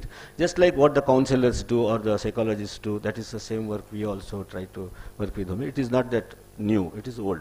But today modern science has got a lot of things which are coming up as their branch, as a super speciality. But all these things were incorporated in homeopathy from the time, 1810, the first edition of Organon was written by Hahnemann. In that literature, even today, the literature what we find today in the clinical methodologies is there. Because I take that subject, I am the subject expert for the Organon of Medicine, where 6 editions of Organon is there. Hahnemann has revised it till 1842. Beautiful literature, where it is all your specialty details are there, but they are in that language, not in the modern language. That we are trying to now adopt to the modern clinical medicine, we are trying to practice that. So what we believe in is constitution of the individual is important. Why I am like this, why this person is like, why this person is like. Suppose if you are sitting posture, this is a body language, you talk about the body language, you talk about the expressions, then we try to identify that, and then what are the possible related illnesses, the conditions they can go in for also we can predict. Many a time we predict, and then we tell them, you do be like this, because since 1994 I have introduced, because in homeopathy the machine engineering started, we have got the system, computerized system, so where I have adopted in my clinic, 1994, so I am documenting cases, I can see that some people who might have dropped from me, they have gone to other physicians, they come to me again after 10 years or 15 years, and I see the picture, what I have said to them, and they come back to me for that system only, because what you said is true, I am coming back again. This is not exaggeration. I have got the documented, cases in my clinic. So this is observation. I am also a student. I am trying to learn homeopathy. I am trying to, understand what is this, Hahnemannian concept of 1790s. So these are the miasm concepts: Sora, psychosis, syphilis. Therapy based on miasm gives long-lasting relief without any side effects or adverse effects. Detailed case taking, analysis in this of each case we do it. Now, these are the basic concepts. So the 3 pillars of homeopathic system of medicine are individualization, holism, and civilism. Individualization is every individual is considered as a whole in individual, and we don't go by the medicines in the general level. Suppose if the asthma case comes, we want to see why this asthma presentation is in this patient. Otherwise, asthma can be having one drug, but here there is no one drug. It can be a type of the presentations. Some patients have got asthma with the bending forward, they are better, lying down they are aggravated, or lying down they are better, sitting up they are, aggravated. There are different expressions of any condition. Say for example, the commonest I am just sharing with you. If you got a fever, or suppose if you got a headache, you got head is one common for everybody, right? Head. But headache expressions are different. Some people can't even move their head with their sinusitis. Diagnosis sinusitis. Diagnosis sinusitis. Absolute. Everything says. Even the MRI says, the sinus, X-ray says. Everything is saying it's sinusitis. But expression is different. Somebody is want to talk. They want to be sharing so that their headache is better. They want to get involved. They want to listen to music. Some people don't know anything. Silent. That even they looked at me in my clinic. They will be looking like this. Remedy is different. This is a different remedy. Different depend on individuals. Even in any suffering means any kind of disease, we have got different expressions. Different people have got different expressions. Some people with small injury, they have got heightened, sensitivity. They start screaming, yelling. Remedies are different. There are some people with a severe injury, they are comfortable, they are philosophized life. They are very happy. We are managing. Same condition, diagnosis. And that is how we identify those symptoms and we treat. When we come to some repertory symptoms, we will come to know. I'll just finish off this now. Limitations, I have just unnatural disease conditions, accidental causes, critical care arrangement, homeopathy doesn't have much role. Accepted fact. This is now literature also mentioned. and it's like suicide, committing, drowning, immersion. These are all requiring critical care, or say sudden heart attacks. That phase, today's world, the best thing is to go for a modern, technology where there is a, see, again, there is a philosophy for it, Cartesian philosophy. The homeopathy believes in organic theory. The modern medicine, super speciality, believes in the Cartesian philosophy. When we talk about homeopathy, organic theory, when a part suffers, the whole man suffers. That is the concept.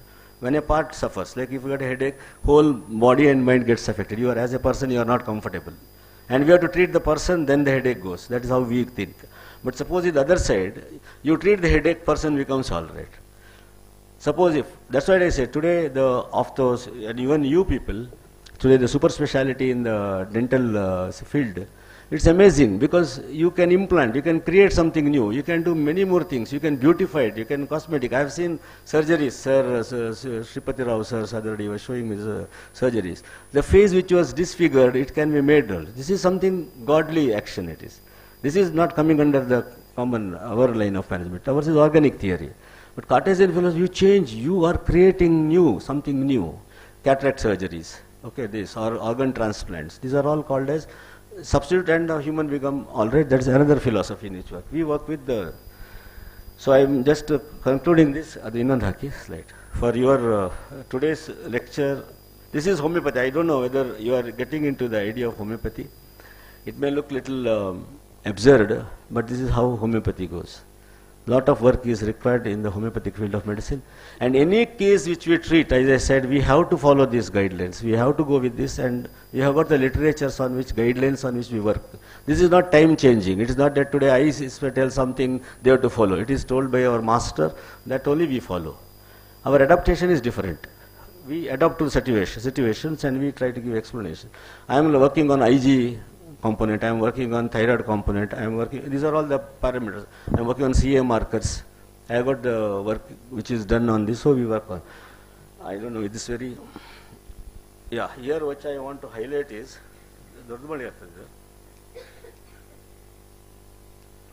see, homeopathy, see, these are all names of the medicines, what you can see here, and they are given is, I am introducing this because this is how our homeopathic physicians treat.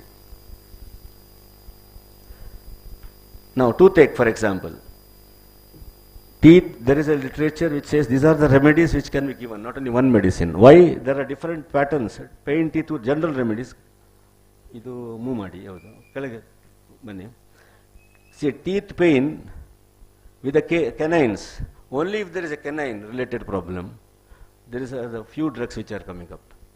Every component has got different remedies which are proved. These are good number of people who are suffered with the canine pains, they were given this drug. So if somebody comes with only the canine related problem, we can indicate these remedies. We have to select from these remedies. This is a computer based study. So we identify the symptoms and then we upload and then we do it. It's a very fast exercise, but it is not like this. Don't think it is confusing, but we doctors, we do this. So for canines, there is different. Now suppose if the teeth pain, toothache, chewing from, when the chewing continuously and if that comes up pain, there are some people with chewing, they may not get the pain.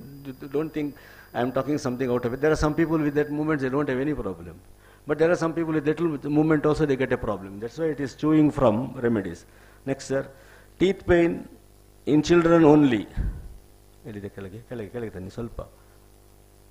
Only children related, remedies are different. Suppose if the tooth pain radiating to ears, if somebody has got, I think this is a common experience. There is only tooth, they get radiation to different parts of the head. That also will have different remedies. Teeth pain, toothaches extending to ears. Incisors, suppose if incisors, you have got a different group of remedies. Lower teeth, so I am just sharing with you, these are the red colored, like when you see, these are repertorial, red colored high indicated remedies. Then you have got the blue colors and the black colors. These are three different levels.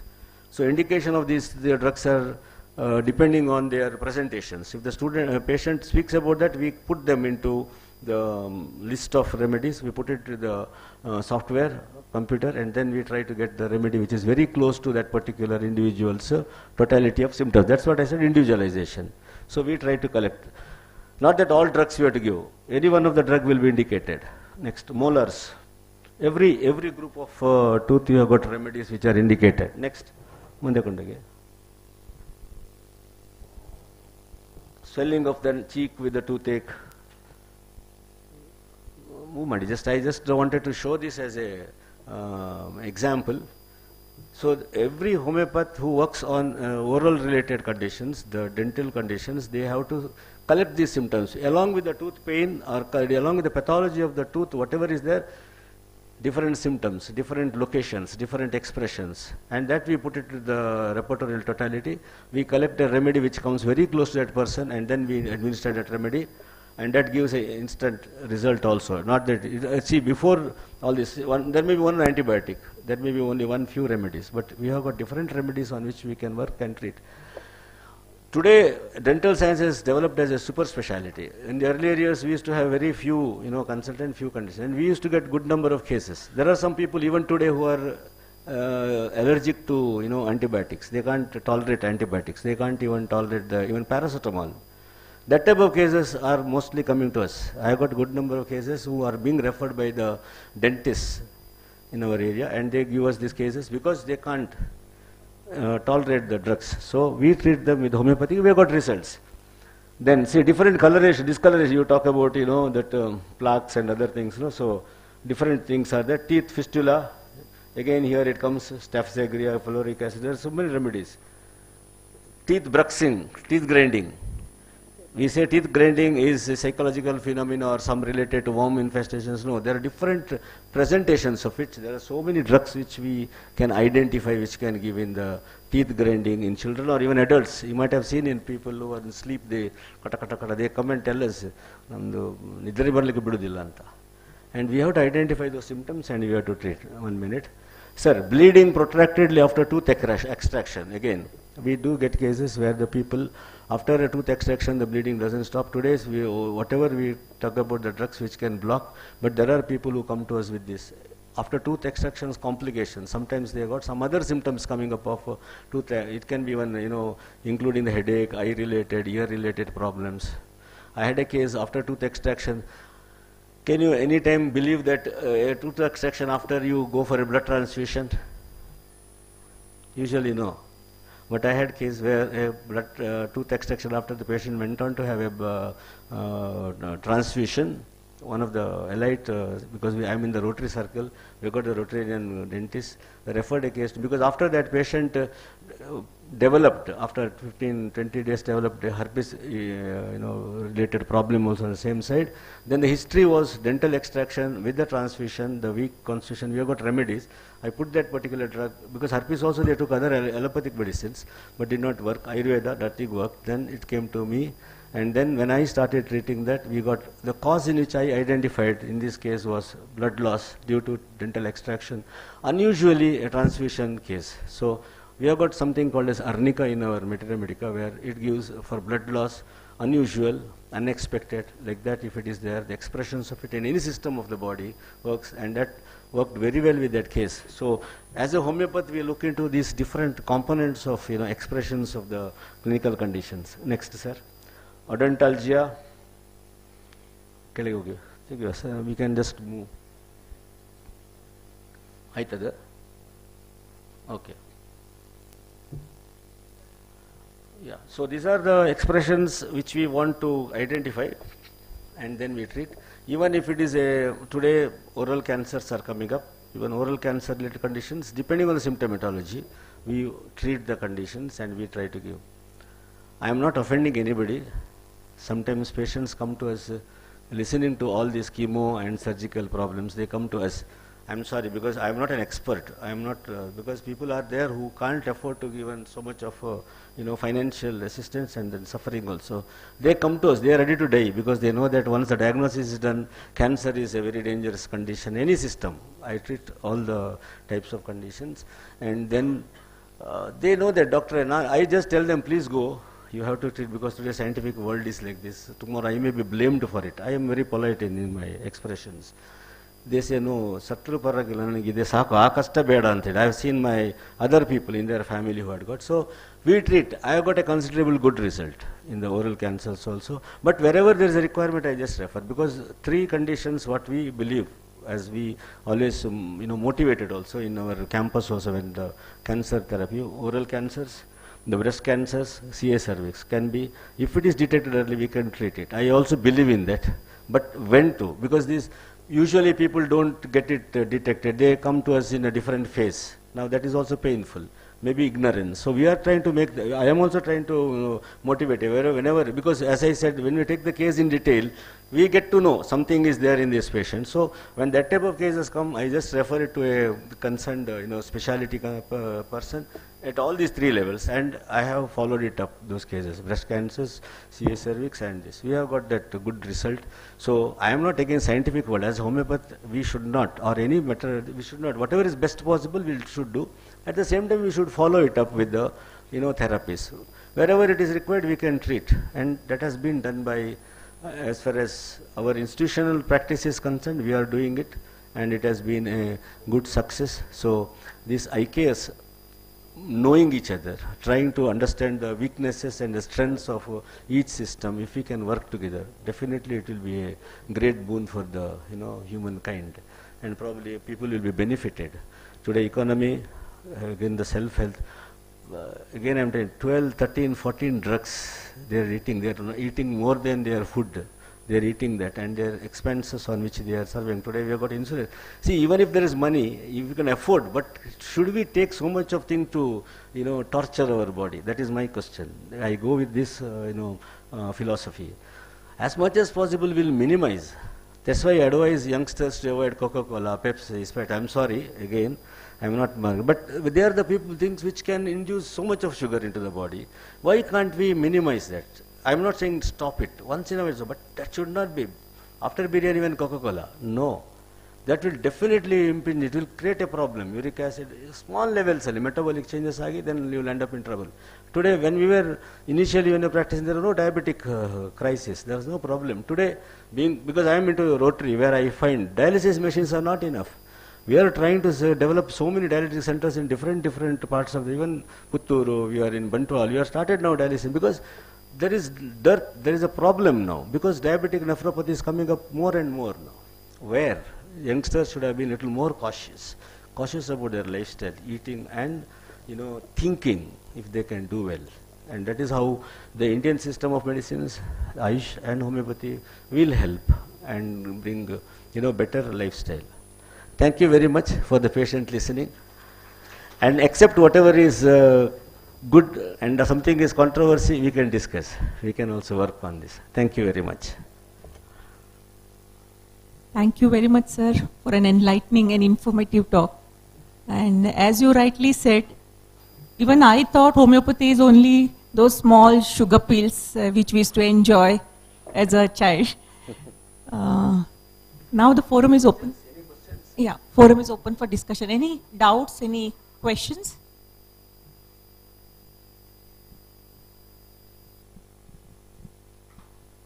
Hello sir, excellent presentation. Yeah, thank you. I would just want to add up something what sir is saying. As a kid, I used to see my great-grandmother have a box of these globules, and she would have it every night. And we would just stand beside her and take those sugar globules. She lived for 97 years.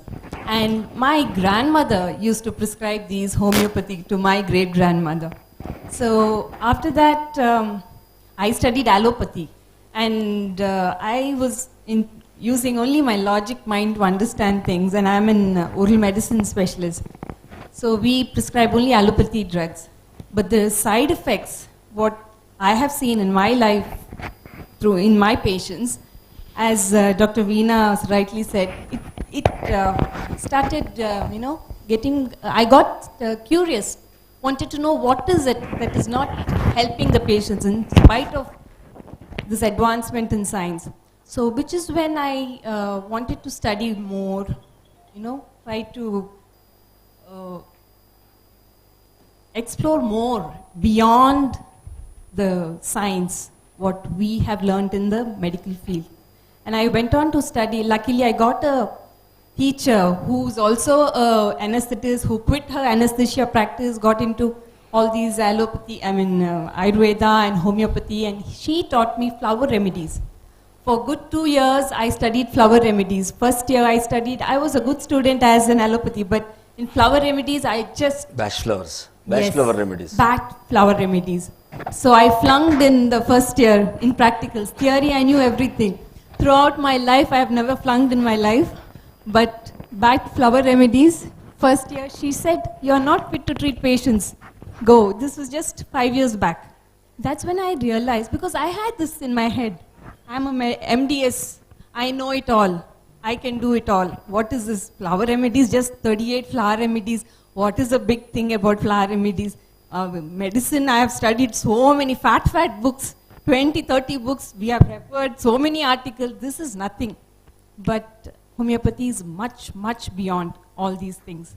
So which is why I now understand it's a holistic system. What Sir has tried to put in a nutshell is very difficult for each one of you to understand unless you experience the benefits of it. I've experienced in my life. I give my children the same. My family takes only homeo remedies, or just, what he said, the yogic prana shakti, whatever. I truly, truly, truly believe in it, the vital force. So I also give my patients these flower remedies because it treats the root cause of the problem. Whereas the allopathy system treats the anatomy, anatomical problems, structural problems. Yes, as he said, for acute cases, for accidental cases, for trauma, acute conditions, it is very, very helpful, allopathy. But to remove the root cause of any problems, you need a holistic way of approaching, and which homeopathy is one of the ways. Definitely, and to get a good homeopath is not easy. Who has to see a patient, because it's not easy, because they're not like our doctors. We just see the patient, prescribe and run.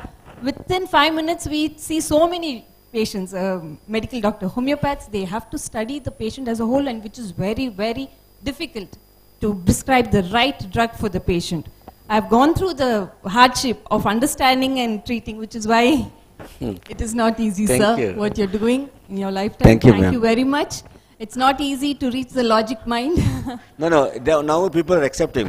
Yes. Bash flower, what madam said, is the new version in the homeopathic field. It has recently started, and that component is very good for the mind symptoms. Absolutely without any bad effects for the, including the memory. Children, we have got now wonderful results, anxieties, fears, stress. Even there is one remedy called as rescue. Even under the stress, suppose if somebody is undergoing sudden shock syndrome, it works faster. It works good, and we have been working on that. Yes, in I ICUs can see here. my mother-in-law, she went to doctors from east to west, everywhere across the world, for her stomach ailment, which existed for the last 35 years. She went 3 surgeries down and everything done. But these flower remedies helped her. At age of 70, she's peaceful because of these flower remedies. And I'm saying it with experience. You experience it, then you'll know it. The testimonies I got, because today I did not get the cases. The latest of my case was a oral cancer lady who is a Carnatic music teacher. She's in Mangalore. I'm just sharing because we don't want to disclose the names. And that lady had she couldn't even open her mouth. She was a classic, and she had undergone the test. They had done the biopsy, and it was finalized, and they were told her to go for maxillofacial surgery.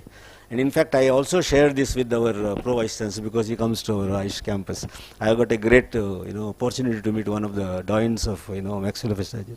He said, "Hage maadi, cut maadi, ella madlikke unta helidru." I listened to him.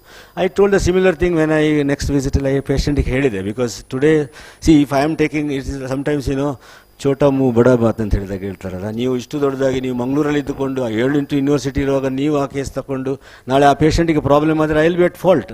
So I told this lady, she said no, ನನಗೆ ಎಂಥದ್ದಾಗಲಿ. ಗಂಡ was crying, his husband was also crying, and he was also, ಬೇಡ ಡಾಕ್ಟ್ರೆ, ನೀವು ಏನಾದರೂ ಮಾಡಿ, ಏನಾದಿದ್ರೆ ಇಲ್ಲೇ ಇರಲಿ, ಮತ್ತು ಅದು ಕಟ್ ಮಾಡಿ ತೆಗೆದು ಮುಖ ಹೀಗೆ ಆಗೋದೆಲ್ಲ ಬೇಡ ನಮಗೆ.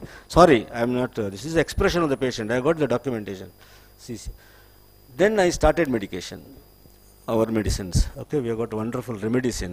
Sempervence is one of the beautiful drugs. Hecla is another drug, and we worked with that. And that lady, she was able to move, and she's able to. And she started now classes regularly.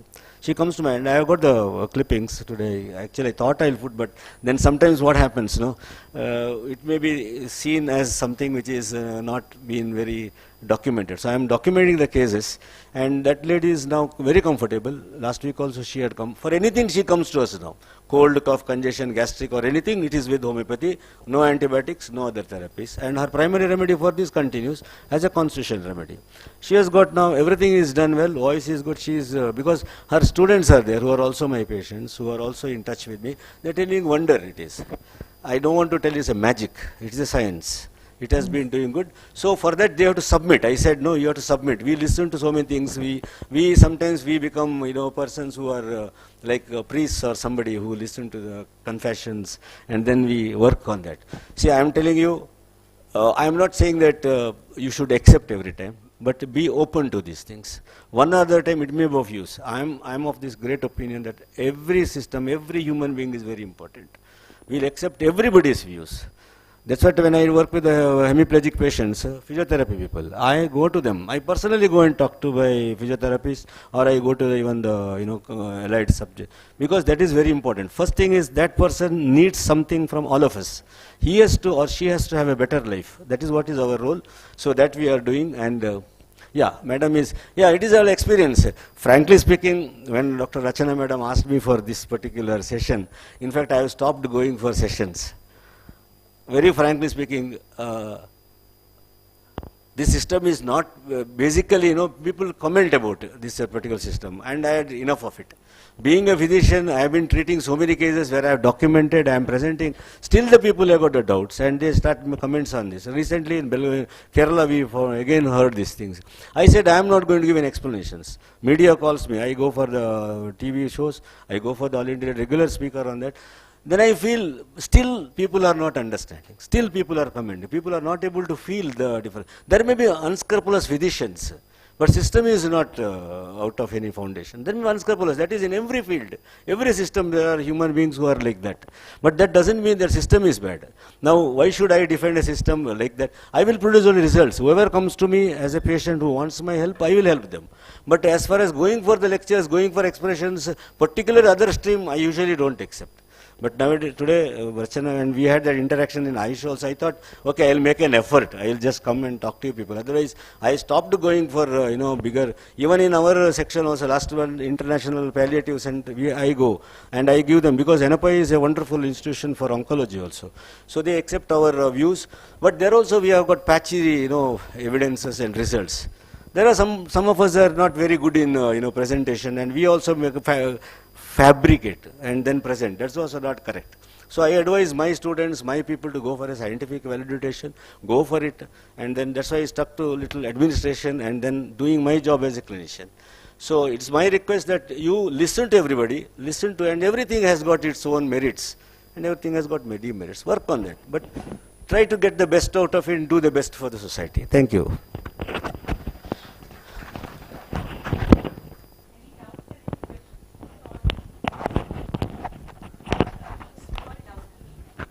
I have a small doubt, sir. Yeah. Everything is acceptable about this homeopathy system, but they tell not to have coffee. So why is that, sir? Because yeah, that is what I said, that minimum dose. As a child, even I used to take, but that coffee is my very favorite, sir, so we can't leave that. That's what I made a statement when we talked about the simple medicine and single medicine. The action of the medicines are very, very fast. Not that action is not there, but coffee, because chicory is there always. Coffee, there is one more additive. Why coffee you get a flavor is not because of coffee. It's because of the adjuvant, whatever they add to it. That's why different brands are coming up. Like a perfume, you get different because they add something else. You are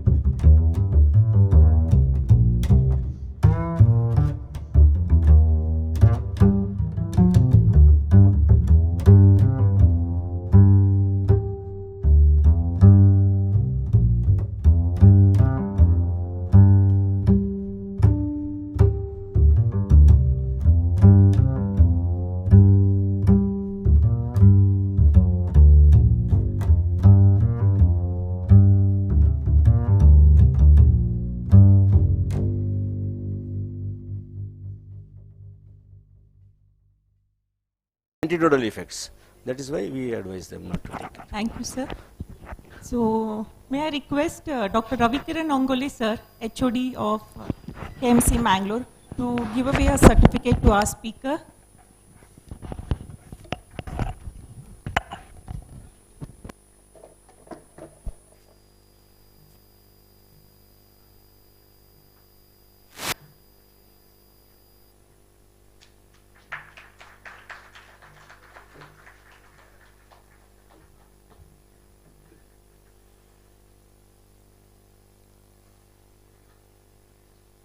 Thank you, sir.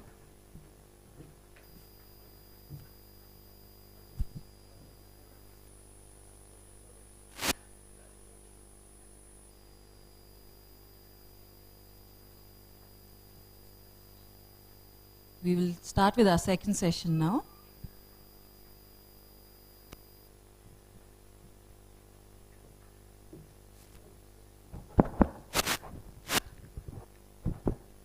So now we shall begin with the second talk. So we have amongst us Dr. Asha Maradka. She's a professor and HOD of Department of Dravya Guna Vijnana, Yenepoya Ayurvedic College and Hospital. Dr. Asha has 13 years of academic experience. She has numerous publications in national and international journals. Currently, she is leading to two funded research projects. One is focusing on the evaluation of therapeutic potential of an anti-diabetic formulation through an in vivo study, and the other involving the implementation of herbal garden projects in 5 government residential schools. Dr. Maradka's commitment to spreading awareness about medicinal plants is noteworthy. She has organized numerous awareness programs about medicinal plants in schools and conducted various public domain awareness and training programs in the field of traditional medicinal systems. So we are privileged to have Dr. Asha Maradka with us today.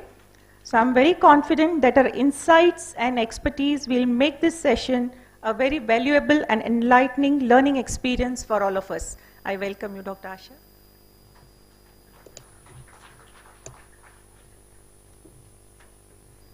Thank you. Thank you for the introduction. Good morning. So after a wonderful session about the homeopathy medicines, I am directly shifting into the Ayurvedic medicines. I don't know how it will reach because your faculty and understanding methods are different.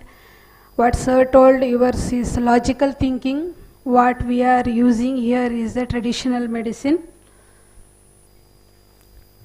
Today I asked to tell about the curcumin, explain about the curcumin, the health benefits of curcumin. So what we call is curcuma longa, you call it as curcumin. What you understand curcumin as curcuma longa or haridra. So the health benefits of curcuma longa as a Ayurvedic aspects, how we use this and the different ailments, as well as the what is the action of curcumin in different systems, that we can have a glance over it.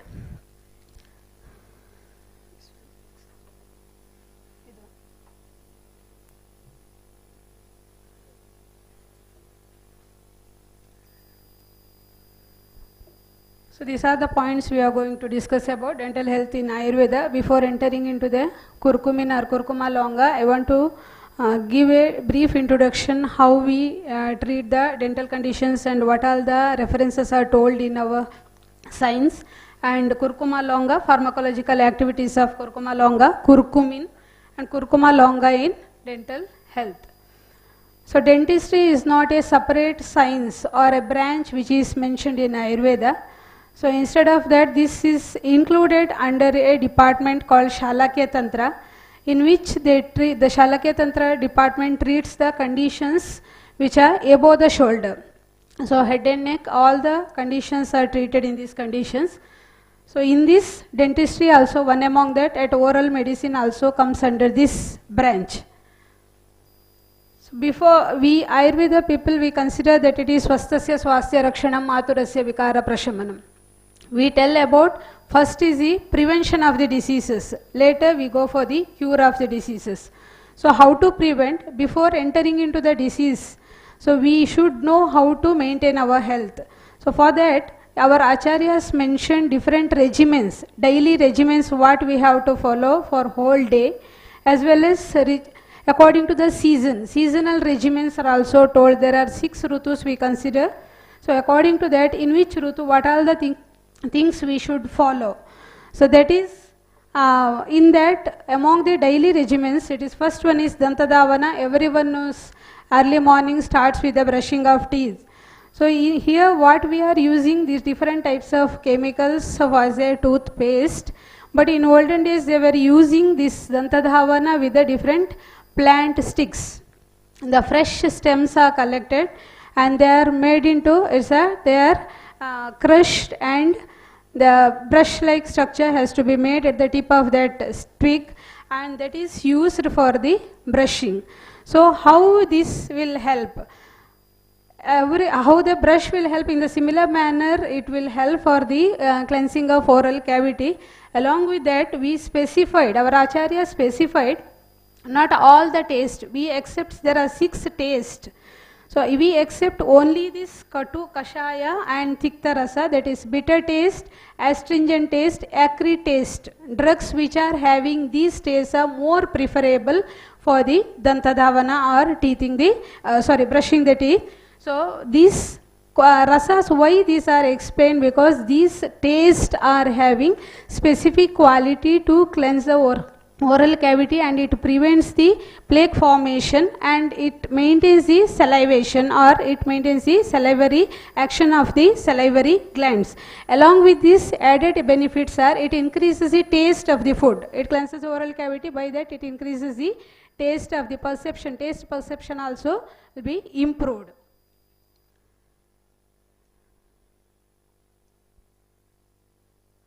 So this facilitates the salivary secretions, prevents infections, helps in plaque control. So in the beginning of the day only, if you are going with this, so for the selection of drugs also, the commonly available plants which are available in our surroundings. Nowadays we cannot say that is which is available. If you are staying in apartment or flat, there won't be any plants in your surroundings. The common plants which are called as Calotropis procera or Arca, Calotropis gigantica, this banyan tree, Ficus bengalensis, the twigs of Terminalia arjuna, locally we call it as Mattimara. This is also common plant which is available. And neem, everyone knows about the neem sticks they were using. And the mango, if nothing is available, mango tree, it is a fruit. So mango tree is available with the help of mango leaf also. So all these will have this, whatever we mentioned, it is katu, tikta, kashaya, rasa, or the taste. Here our acharya specifically mentioned that we should not use this one sweet taste and the salt as well as sour taste. These are to avoid during this dantadhavana karma, the drugs which are. But according to Sushruta, one specific reference is out of the sour taste, one drug he has selected, that is Indian gooseberry, which is having sour taste, that can be used. Among the sweet taste, that is Glycyrrhiza glabra, which is sweet, but it can be used because it won't cause acid formation or it won't damage the gum. That's why selected drugs among these other 3 tastes are selected for the dantadhavana karma.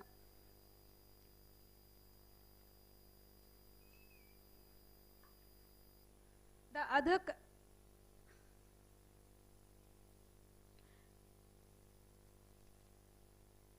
along with this dantadhavana, next procedure what we have to follow to keep the oral health, that is kavala and gandusha. Nowadays it is famous, that is oil pulling. Everywhere you can hear that it is oil pulling because it enhances the beauty, it removes the wrinkles. It is famous for, it removes the wrinkles, that's why we have to do the oil pulling. Along with the removing of wrinkles, it has the other benefits which strengthens the gum and teeth, as well as it prevents the dental caries. It has a preventive aspect, we have to do the oil pulling, and toothache and dental hypersensitivity is also reduced with this.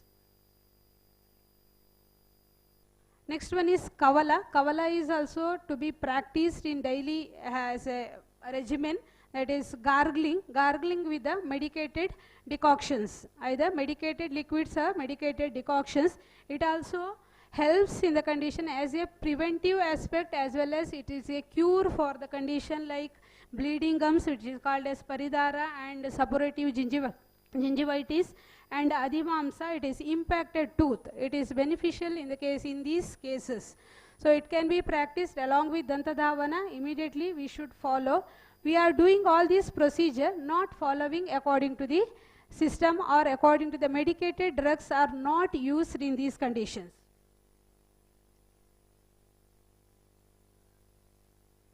So different types of tooth powders. We get different brands nowadays with the different contents. But here we select the tooth powders according to the nature of the person, what we call it as Prakriti. There are three concepts we accept, it is Vata, Pitta and Kapha. Ayurveda, you might have heard, Ayurveda means Vata, Pitta, Kapha. So Vata Prakriti persons we choose some medicines, and Pitta Prakriti persons we select some other drugs, and Kapha Prakriti according to their Prakriti we select the drugs for the Dantadhavana. So first is Terminalia Chebula, Terminalia Berylica and the Emblica officinalis, which is commonly known as Triphala. Triphala, you may be familiar with the word Triphala. So Triphala can be given along with oil for the Dantadhavana karma in the Vata Prakriti patients. So the symptoms will be different and the structure will be different in Vata Prakriti persons. For them, oil is always preferable. Next is for the Pitta and Kapha Prakriti person. When we diagnose a person as Pitta and Kapha Prakriti, so then the Tvak Ela Patra, that is Trijataka, we consider cinnamon along with this Elateria cardamom or Ela can be given along with rock salt. You may get a doubt that salt is contraindicated for the Dantadhavana karma, but here Saindhava Lavana, we call it as Saindhava Lavana or rock salt, is best among the different types of salts that can be indicated. It doesn't cause any harm to the oral cavity, so it is indicated along with the Trijataka. Next is Trikatu, that is ginger, long pepper and pepper. The powder of ginger, long pepper and pepper can be used along with the rock salt for Kapha Prakriti persons. These are the different combinations which we prepare and which we suggest to the patient according to their Prakritis. So next, this is about how we use this preventive aspects of the oral cavity disorders and how we treat the condition as a treat as well as a preventive aspect of the oral cavity disorders. Next we are moving to the Haridra. In the beginning only I told that is Haridra, you understood it as a curcumin. We understand it is a turmeric, that is Curcuma longa. We call it Haridra in Ayurveda. Because of its yellow color, attractive yellow color, Harita Varna, we call it as Haridra. Curcuma longa belongs to Gingiveraceae family. So Curcuma longa is a common plant. It is commonly available and cheaper as well as affordable drug which can be seen our day-to-day life. The usage of Curcuma longa, we know this can be used in as a preventive aspect in Ahara also. We concentrate on the Ahara as a preventive aspect, Aushadha as a treatment aspect. So whenever we use this Curcuma longa, nowadays in the breakfast if you prepare chitrana, we'll put this Curcuma longa or this curcumin, what we call it is Haridra churna, and in the case of different preparations, always it will have this Curcuma longa. Now what is the usage? Why this traditionally in the food practices they are using this Curcuma longa? So it has got plenty of properties which will prevent the diseases. That's why we use this Curcuma longa as a preventive drug. So turmeric, it is also called as golden spice as well as cheap this saffron. Instead, if we are not using saffron, instead of that we can use this, because this Curcuma longa is used as a coloring agent. It is a natural dye, non-toxic natural dye, and this can be used as a medicine and the flavoring agent, and also it can be used as a condiment also. So there are different types of Haridra which are available, which we use as a medicine. There are majorly 3 types of Haridra. That is, one is Vana Haridra, Karpura Haridra, which is called as Kurkuma Amada. In local language, it's mango ginger. It is called as mango ginger. And next one is Vana Haridra, that is Kurkuma aromatica. We call it as Kasturi Arashina. This is also used in our day-to-day practice for the skin ailments.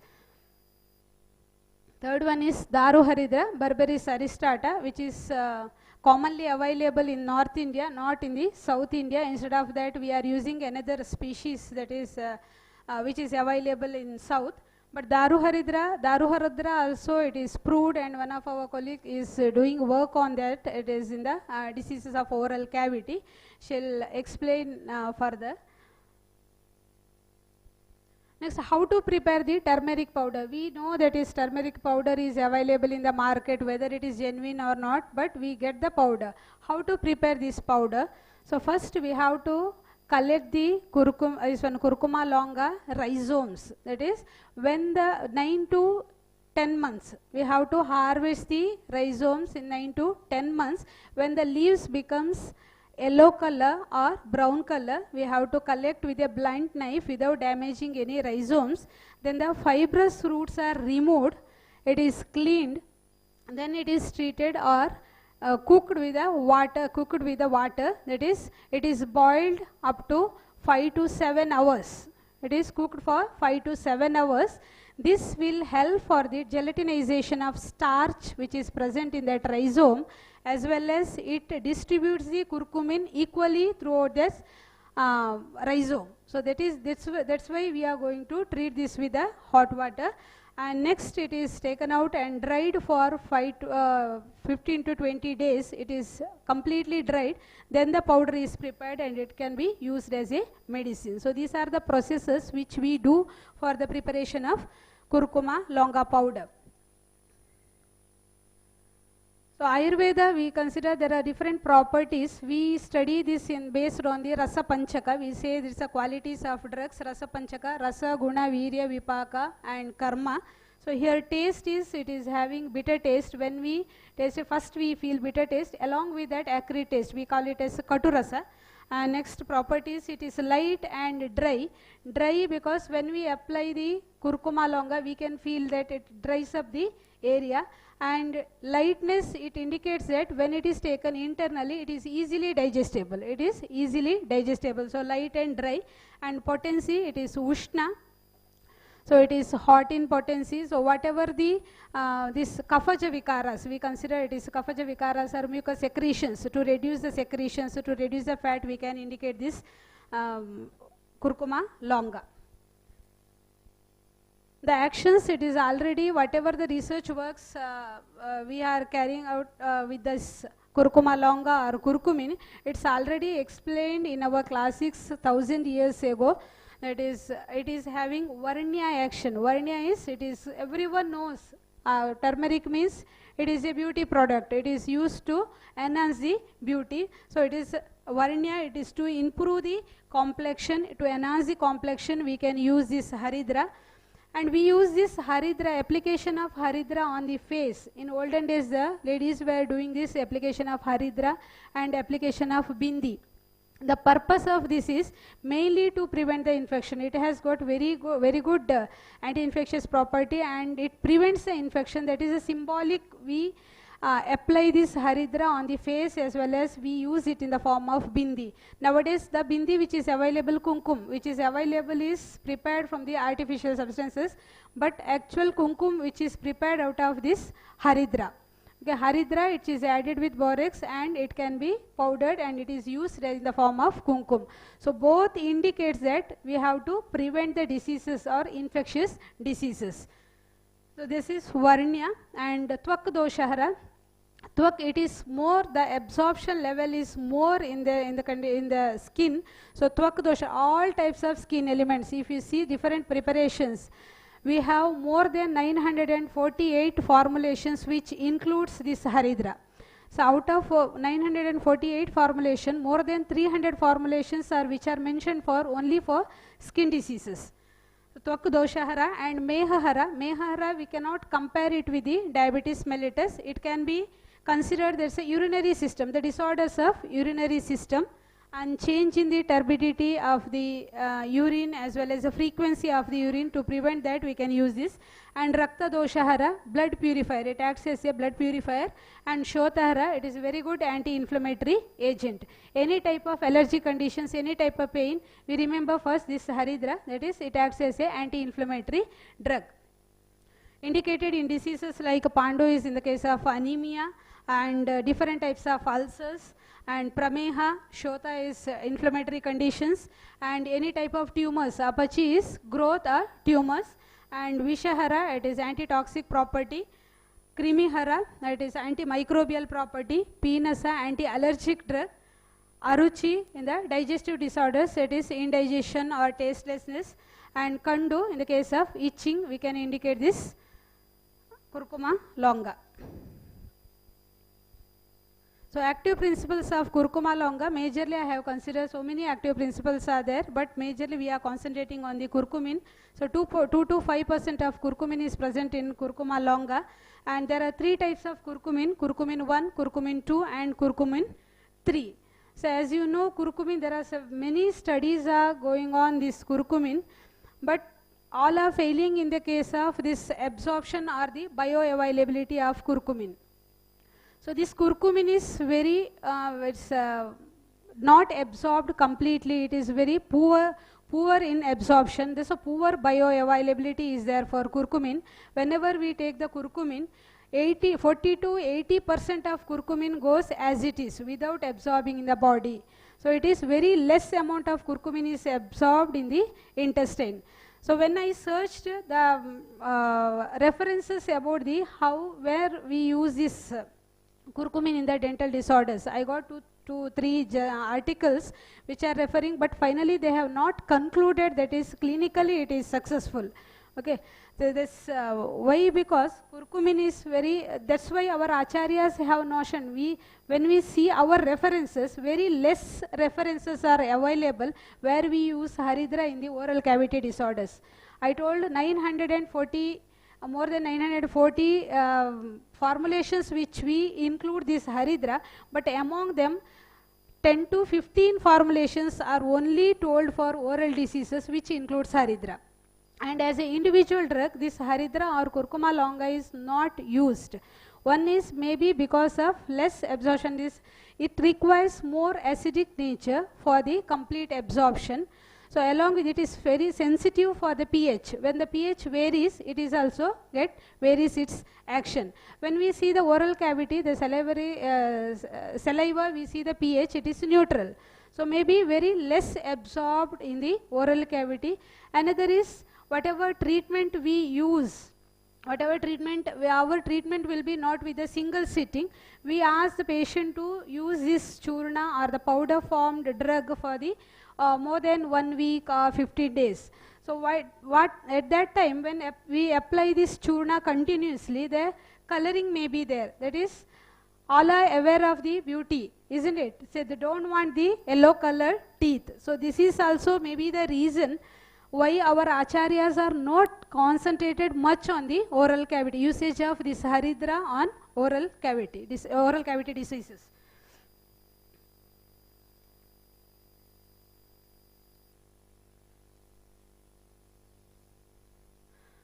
The pharmacological actions, you can go through different references. It is told that it is having very good anti-inflammatory action. It is already told it is Shotahara. There are different factors which are involved. It has the capacity to inhibit the inflammating, preventing the or stopping the inflammating agents, the formation of inflammating agents. Curcuminoids have the anti-phlogistic activity, which is due to the inhibition of leukotriene biosynthesis, the factors which causes the inflammation. So that's why it prevents the inflammation. And the other activities like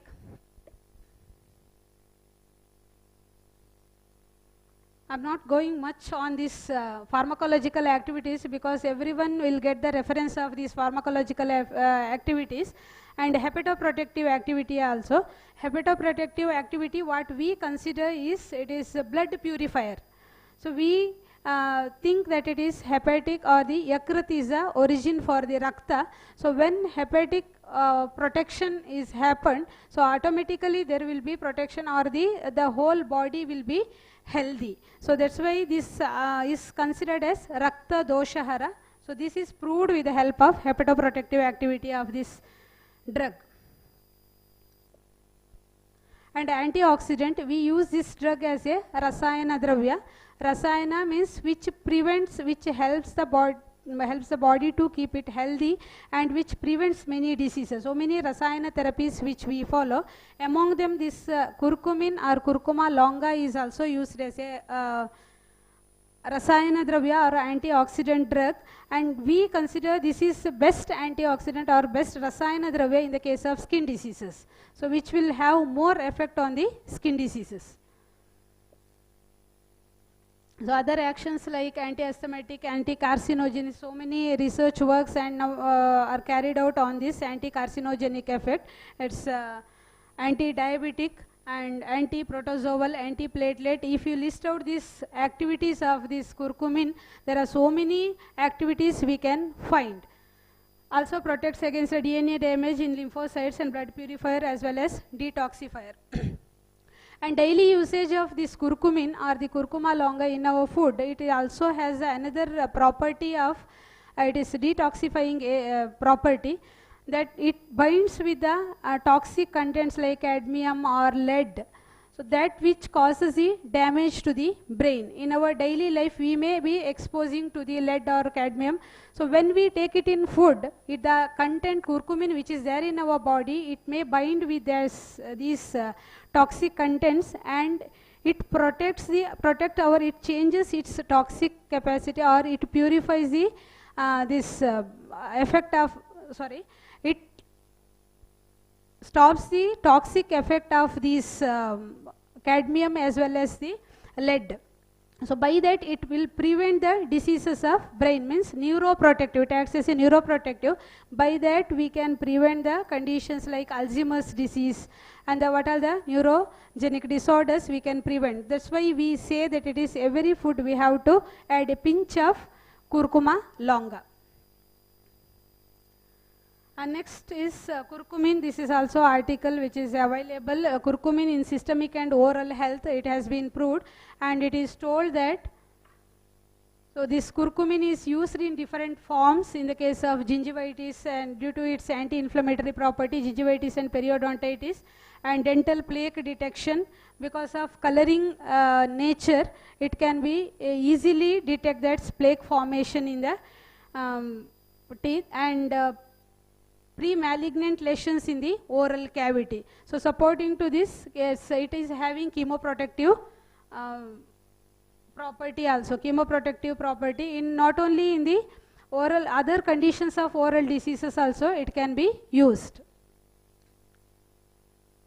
And these are some of the examples, only few references which I got in the Ayurveda, which is mentioned for the Ayurveda as one usage of this haridra. In the case of dentation, there are different symptoms we can observe, diarrhea, fever. So in the case of fever, it can be used as a oil is used for massaging that local area, as well as the whole body massage can be done with this medicine. And next, one more study has been carried out on this haridra or curcumin in the management of oral submucous fibrosis. There are two preparations, there are 4 preparations were used.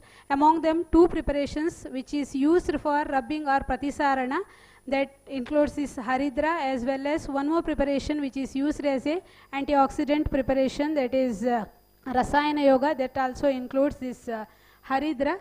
That showed that is increased suppleness of the stiffed oral area terms, improving the mouth movements, and the reverse fibrosis in some extent, and increases the strength of the oral mucosa and submucosa. So these are the results of these treatments in the case of oral submucous fibrosis. So with this I conclude, this is turmeric is a safe, non-toxic and effective drug due to its distinguishing therapeutic properties and multiple effects on the various systems of body. This is a common drug which is available and easily procurable, and easily we can prepare at our home. Only the powder can be prepared instead of depending on the market, which is added with some other chemicals or adulterated with some other chemicals. We can prepare and we can use this turmeric powder. Thank you. I thank the Department of Oral Medicine and Radiology for giving me an opportunity to share my views about this curcuma longa or curcumin. Thank you. Thank you, ma'am, for that highly informative talk. The panel is now open for discussion. Audience, any questions?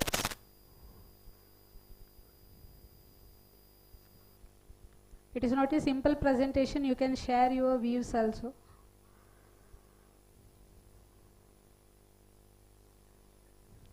Online we've asked.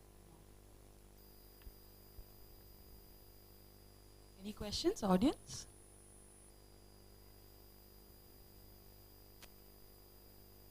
Online is not, we've asked.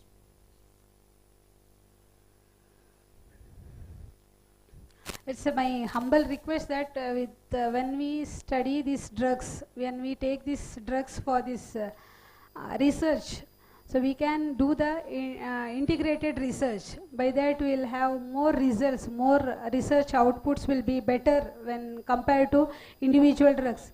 What we believe, Ayurveda people, we believe that it is taking a whole drug for the treatment. But when we see the research works, every fraction of that plant or the drug is separated and that is studied. So we see this curcumin is not absorbed properly here. So when it is added with some other drugs like piperine or other what anupanas we use, that will increase the bioavailability. So when we go for the research works, instead of going for the single drug or fractioning that drug, instead of that whole product which is explained, I already explained in Ayurveda, that can be converted into different forms, either for the oral cavity in the form of gel or injection. It can be converted in different forms. So it can be converted and we can do the integrated research. It is my request that to protect the plant, to respect the plant. Thank you. Ma'am, I just had a doubt. You said the absorption in the oral cavity of this haritra is not so good. So suppose if we want to try this product in oral lesions, how can we enhance the absorption? So that can be added with the Piperaceae members. Piperin is the content. That's why we see all the formulations. It will have one or the other binding agent which will help this curcumin to get more absorbed in the body. So it can be added with some of the piperin content, either long pepper or this pepper can be used, and the formulation can be prepared and it can be used. Thank you, ma'am.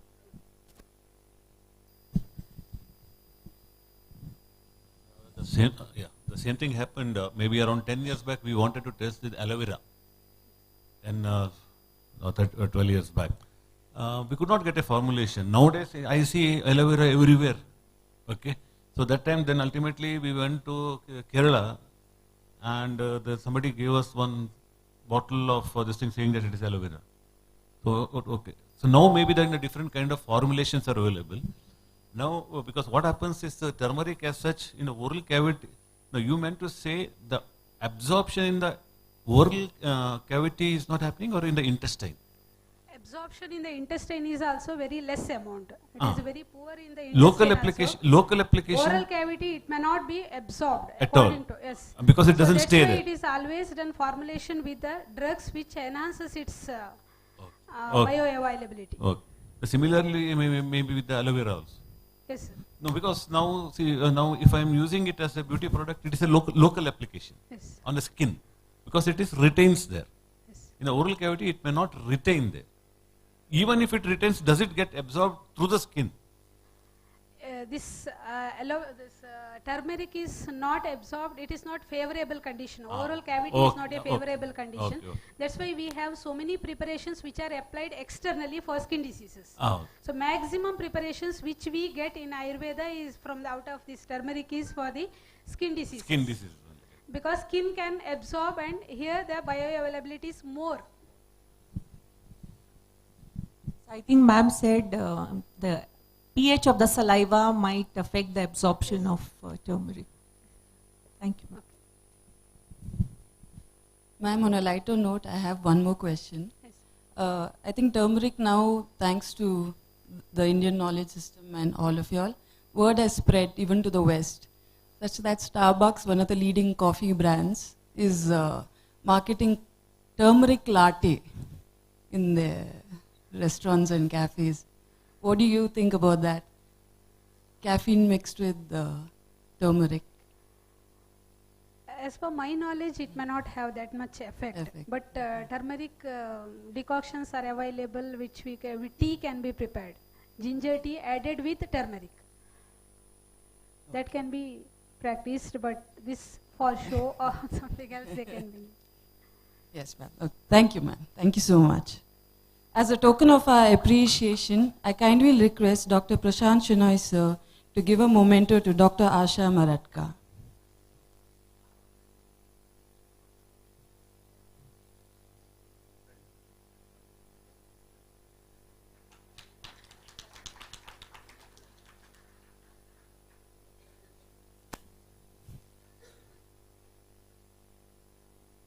Now we have the third topic.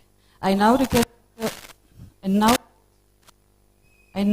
Dr. Rachna Prabhu, Additional Professor of Department of Oral Medicine and Radiology, to introduce our next guest speaker.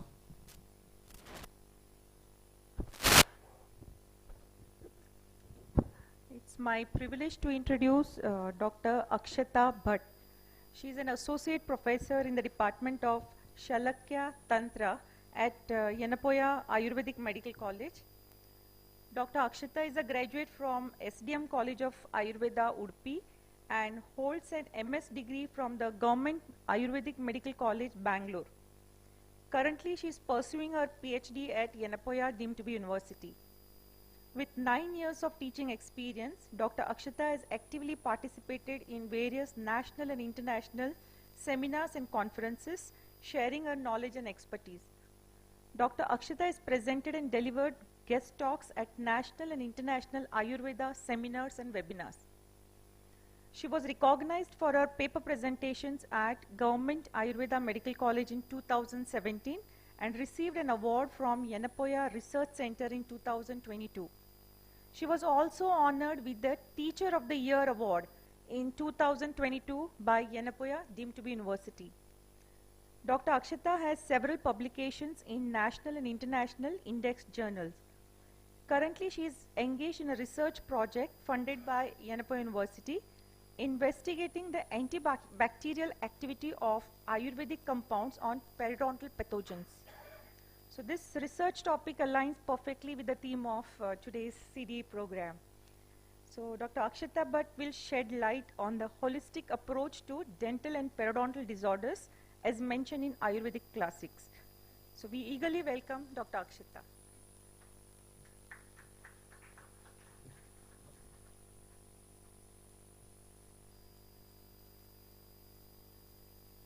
Thank you, ma'am, for the introduction. And yeah, today I'm here to just give a shedding light on the holistic approach to dental and periodontal disorders as mentioned in Ayurveda classics. Okay, as ma'am told earlier that dentistry is a branch in Ayurveda which comes under Shalakya Tantra. That is a branch which deals with head and neck disorders. Oral cavity is given a lot of importance in our classics, and the various formulations have been told, and there have been 65 disorders mentioned in our classics. It can be classified into various categories. I'll just introduce it. Can anyone read that first word which I've put in blue? Oshta. Purposely I put that lipi, that Sanskrit or the Hindi lipi, because these words are mentioned in our classics and we take that as a base and we go ahead for any research work or clinical aspects or anything. We go with these base itself.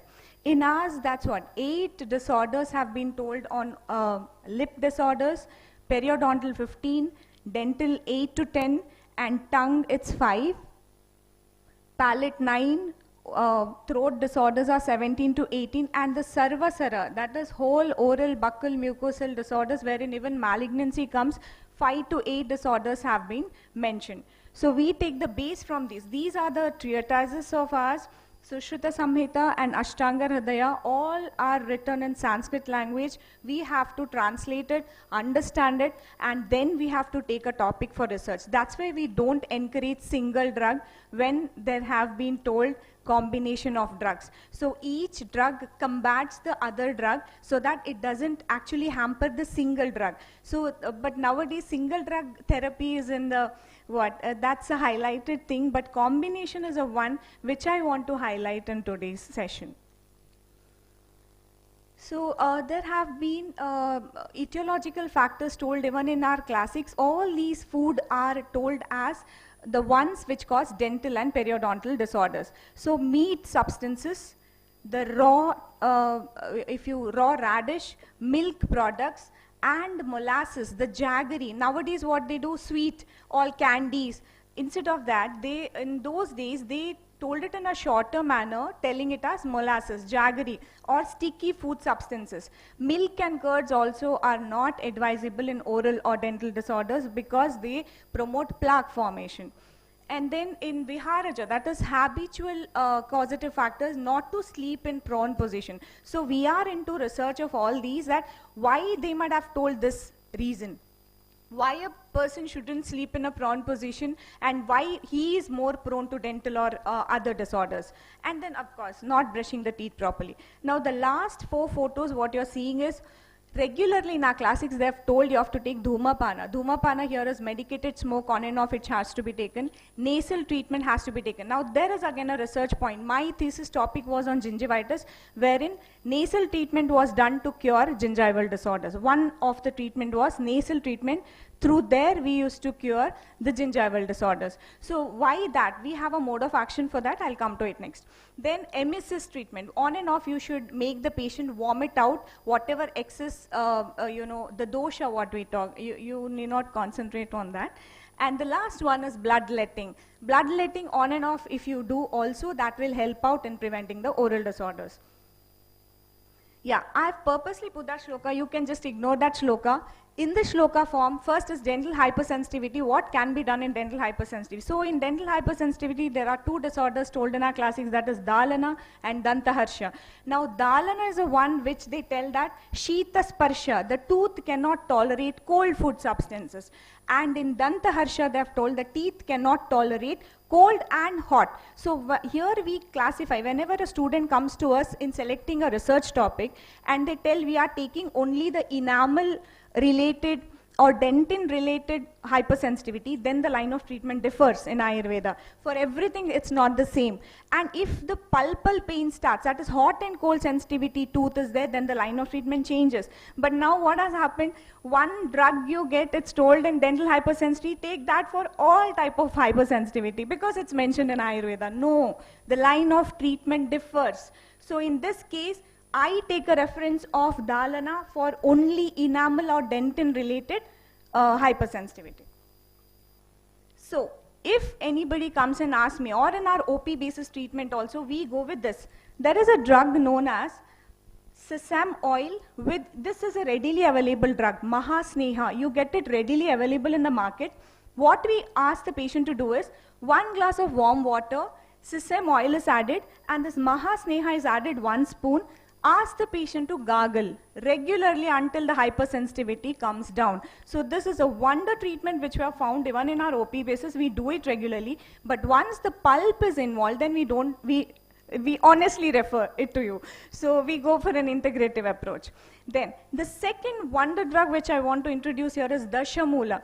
There are papers on Dashamula. Publications are there, research are there, but the research paper, what they tell is, in that what they tell is, in Dashamula is analgesic.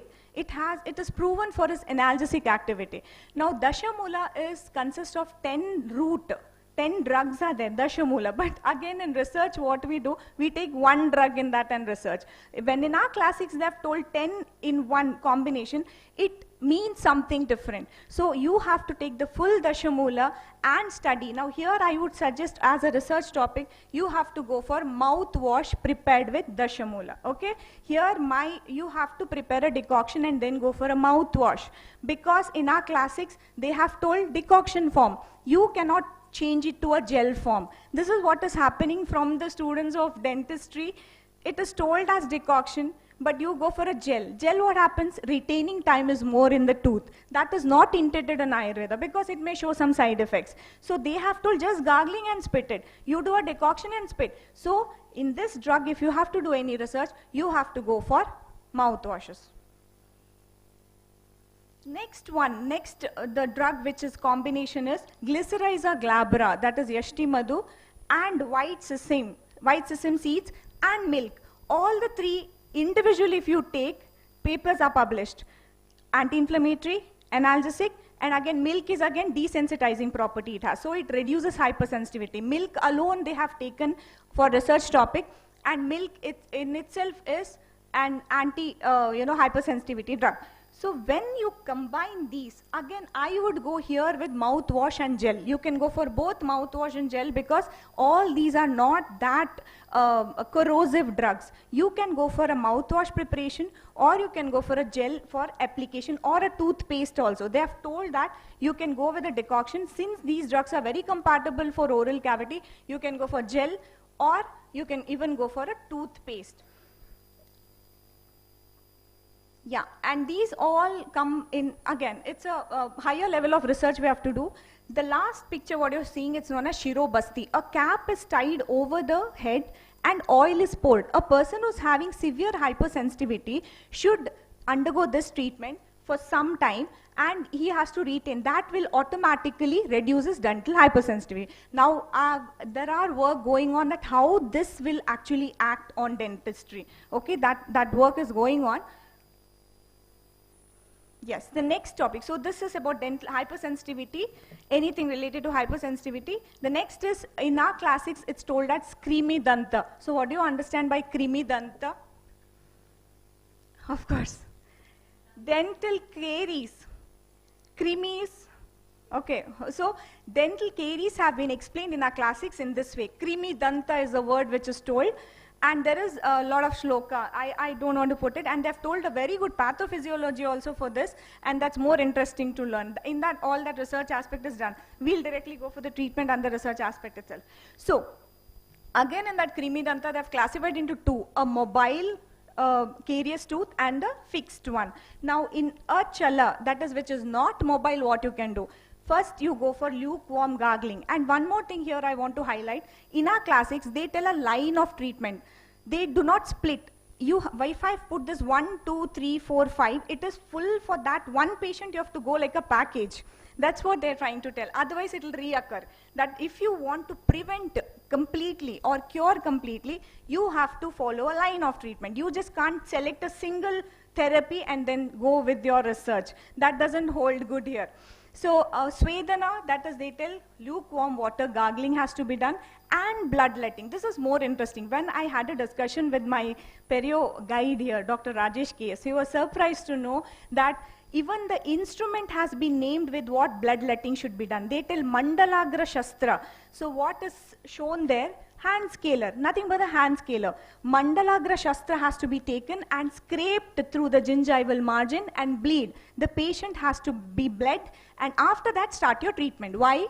Because absorption of drug will be more once the bleeding is done. Otherwise, in the intact tissue, when you do any gargling, or if you do any of this massage, it doesn't work. So they tell first round you go for bloodletting, and after that in that open wound, whatever drug you want to send, you do it.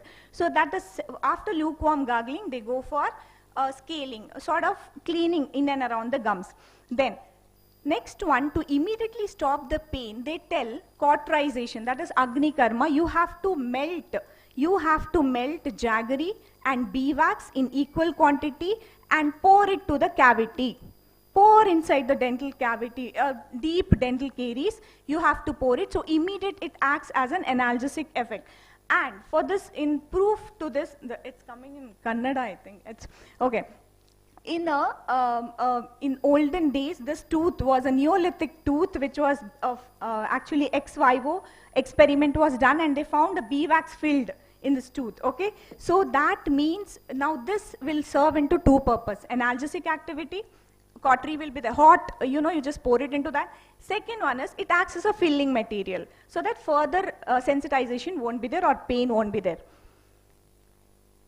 Yeah, these are all the Vedanahara measures. These are all the analgesic activity drug in a dental caries patient. The third method, after the second, after filling off the tooth with beeswax and jaggery, the third one you will go for, I think Hale Mara, you have heard, Saptaparna it is known as. Okay, during that Ati Kashaya you drink one, that tree, from that milky sap comes out. And Arca, Calotropis gigantea. So these two milky sap has to be poured into the dental caries tooth and kept it for some time. It has to be kept there in time, and that will prevent the pain is what they are trying to tell. Now, here researchers, what they opine is, when you take that Calotropis milk and put it inside for long, you can't do it for the longer duration because the tooth gets porous. It'll get fractured. It is very, very corrosive. So this is a temporary line of treatment to prevent the pain. That's it. Okay. And the next one is very interesting. That is Pongamia pinnata oil. Oil can be prepared from Pongamia pinnata seeds and mustard seeds. These oil has to be combined and poured into the dental caries tooth to prevent the pain. So here now what I would like to suggest, as a research, you can either use it as a preventive aspect for mouth gargling or oil pulling, or you can just fix it in like a dentures and keep it there. So these methods can be used, but these oil is mainly analgesic effect, nothing to do with antimicrobial. Yeah. And this is again quite interesting, wherein the metallic drugs or the mineral drugs come into the scene. Again, I had a discussion with my guy that nobody knows there are a lot of mineral drugs told in classics for dental disorders. I'm not highlighting it today because we'll see in the next sessions or anything. Powders of these, that is hingu. Hingu, and there's a drug known as Katphala, Lavanga, copper sulfate. Copper sulfate and an alkali from Yava, that is a barley. From all these, you tie it in a small cloth, make it into a pottili or a small button-like, and you have to keep it in the tooth and bite. Retain it for some time. Gradually, the patient will feel a lot relieved, and they have an analgesic effect, is what they try to tell. The point is convincing the patient to do all these and keep is very tedious. So again, here also a research, this is, you can, pellet form can be framed and just keep it over the caries tooth or the painful tooth, just for until it gets filled. Then again, gargling and all these are the same thing, the gargling methods. Different drugs again have been told for gargling. There are various drugs told for analgesic effect of dental caries. Yeah, now this is already it's in a trend. Chala, in our classics also it's told that once the mobile tooth is seen, they have told a method to remove it. That is very beautiful. They have told what sort of yantra has to be taken, and then you just remove it. After removal, you do cautery of that area, Agni Karma. We have an instrument where cauterization instrument to erase the bleeding. And then again, this is again a research topic wherein after that wound, open wound is there, you have to go for Yashti Madhu, Glycyrrhiza glabra oil, along with honey and water, equal quantity gargling, so that it has a healing effect. Yeah, Danta Sharkara, I think again it's, you can understand, Danta Sharkara, dental calculus. So in shloka form it is again told that how it forms and why it forms. That I think I won't highlight it here. Now, the line of treatment is again same. This is my PG thesis topic. So I have worked on it and clinical trials have been done and we have got very good results when I followed the line of treatment in this. So ahimsan dantamulani, without injuring the gums, you have to bleed or remove the calculus, and after that you have to go with massaging of Lacifer laca powder with honey. Lacifer laca powder has to be mixed with honey and massaging has to be done all over the gums, and after that you follow dental hypersensitivity line of treatment, which I told in the first slide. That has to be followed. Literally what is being followed by the contemporary science. Yeah, this is already it is published. That is how they affect, and preventive also. This Lacifer laca do not let the newer pellicle formation in the patient. That is also proven. Lacifer laca is a drug wherein it prevents the further pellicle formation also in a patient. 1 month we give usually. For 1 month they have to go for massage, and the follow-up period will be very good. They don't have the recurrence of the dental plaque or tartar. Yeah. Here is one topic where I literally wanted to highlight. Dantachala, mobile tooth. They tell in our classics. Now, a tooth has to get mobility. Obviously, the periodontium is not in place, or weaker periodontium. So many research topic questions I got that, do you have any drugs in Ayurveda that regenerate periodontium? So here is the answer. I would go yes. We can start highlighting these drugs because Chala Danta, they have told mobile tooth, but the actual cause is the periodontium. So here again, Dashamula, what they've told, Dashamula is a drug of choice in periodontial tightening. So there we can go for the research topic. And the next one, copper sulfate. This is a combination of drug, and I've highlighted that importance should be given to this combination and not the single drug. So you can take a powder or a paste of Tutta, Lodra. Lodra is Symplococcus racemosa, Piper longum, and Triphala and rock salt. These has to be mixed in equal quantity, and that has to be massaged over the gums so that they regenerate. So this is what they're trying to tell, so that the tooth gets strengthened. This is a topic of interest and can be taken up in future. Now, it's not that Ayurveda do not have limitations, and we boldly cannot claim we treat everything. There are asadhya roga told in our classics. Very clearly our acharyas have told, do not treat these disorders. You stop, don't go to treat. One is fractured tooth, non-vital tooth, malocclusion, and deep dental caries. Just ignore, don't go for the treatment of these disorders, they tell. The next do's and don'ts in our classics also, they've told sore food and cold food, and those patients who are prone for dental disorders should avoid all these. And also brushing the tooth. Brushing the tooth is, during those days, twigs were used. That's why they told stop brushing. Nowadays there are many soft bristles, hard bristles, you can use it. And hard food chewing should be avoided. The next and the last part of mine is that the periodontal danta moolagata rogas, what they've told. Again, Shita is one disorder which can be exactly correlated in contemporary science to gingivitis.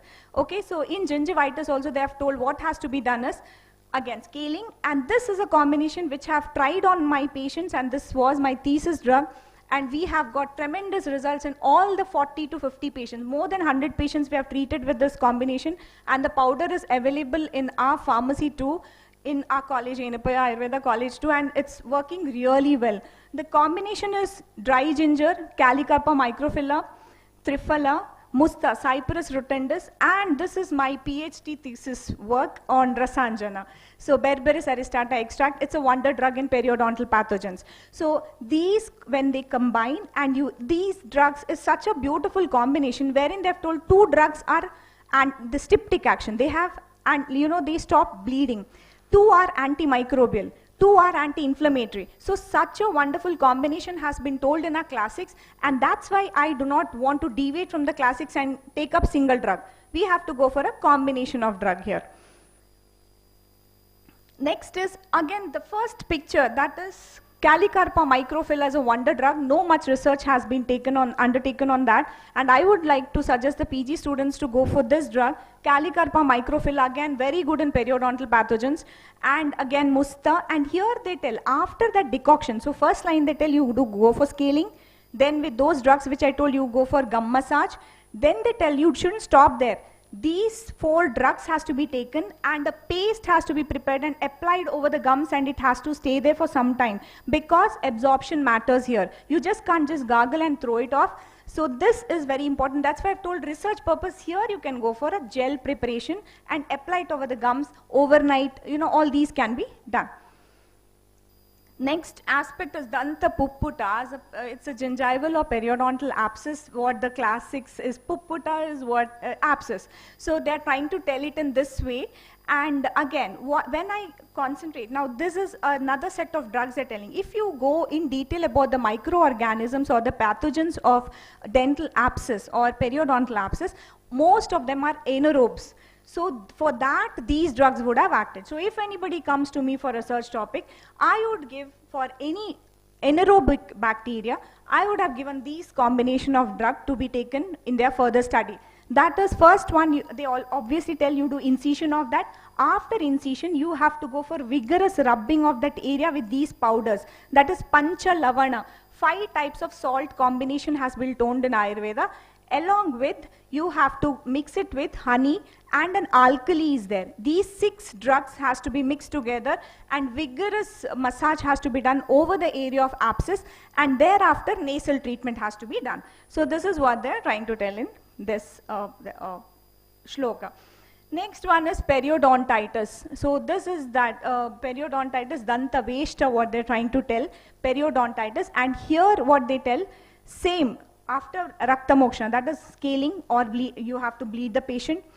You go for a gum massage with Symplococcus racemosa, sandalwood, and you have to go with Yashti, Glycyrrhiza glabra, and Laccifer lacquer. The combination changes here. When it comes to periodontitis, the combination of drug is different. The combination of drug is different, and that's why, again, for research topic, you can't take the same gingivitis drug here for periodontitis, because they know the pathophysiology is different, the organism may be different. So this combination has to be selected. And this is one more interesting fact, ficus, attimara, ficus sap, ficus bengalensis, the sap, milky sap has to be taken, decoction has to be prepared, and mouth gargle, followed by that massage.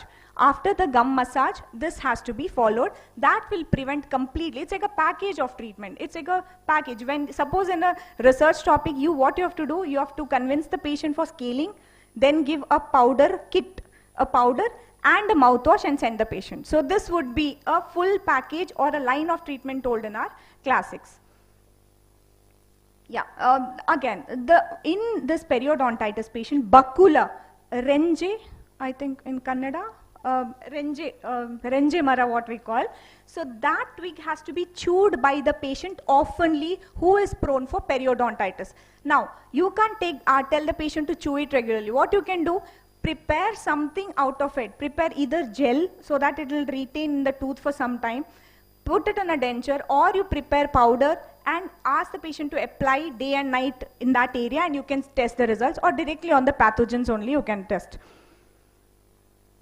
Yeah, again, another form of periodontitis. Now, here they tell, there are 2, now first which I explained was mild to moderate periodontitis. This, what they're trying to tell, this upakusha, what they're trying to tell is severe periodontitis. Now here in our classics they tell, go for systemic purification, not local. Local purification is not enough, only oral cavity cleansing is not enough. You have to go for all the systemic purification and then start the oral treatment. Oral treatment is very interesting here. What they tell, instead of scaling, what they tell is you take a teak wood leaf. Have you anytime experienced the texture of teak wood leaf? It's like a sandpaper. Teak wood leaf is like a sandpaper. They tell you take it and nicely scrape the spongy gums and bleed it all over.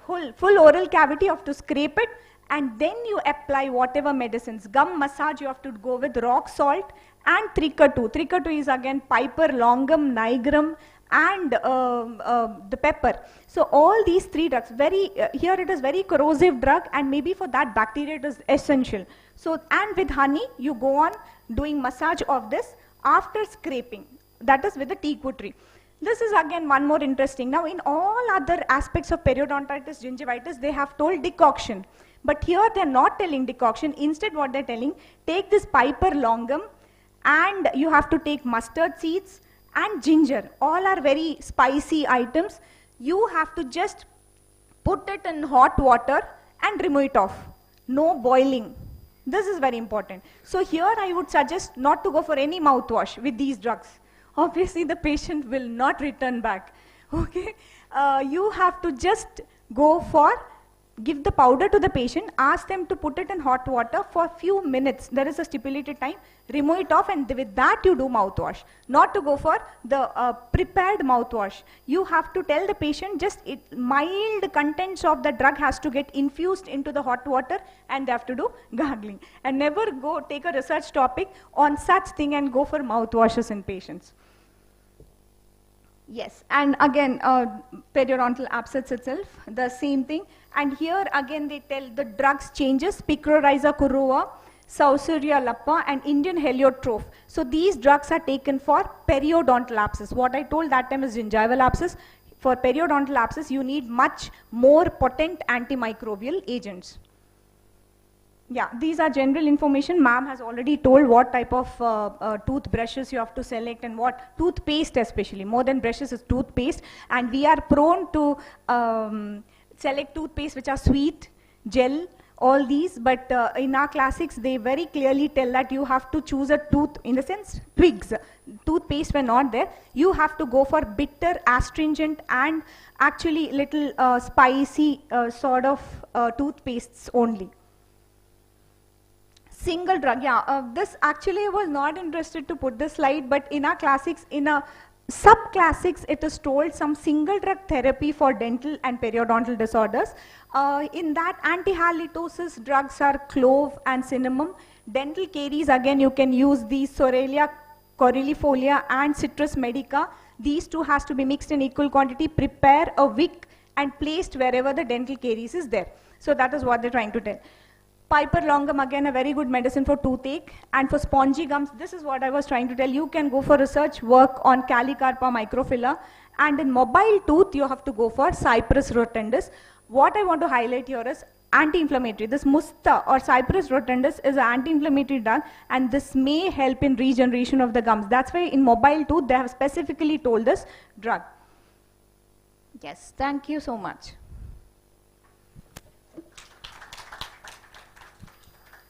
Thank you, ma'am, for that truly dynamic and enlightening talk. The panel is now open for discussion. Audiences, any questions?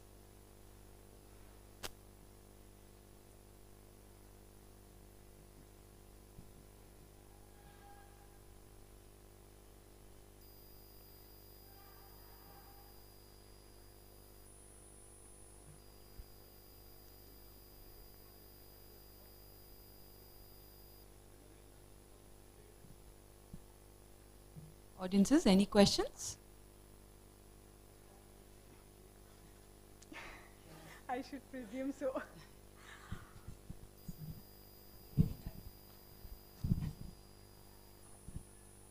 Yeah, thank you, Akshata. Thank you. It was a wonderful presentation. I think I will invite you for our national conference. Thank you, sir.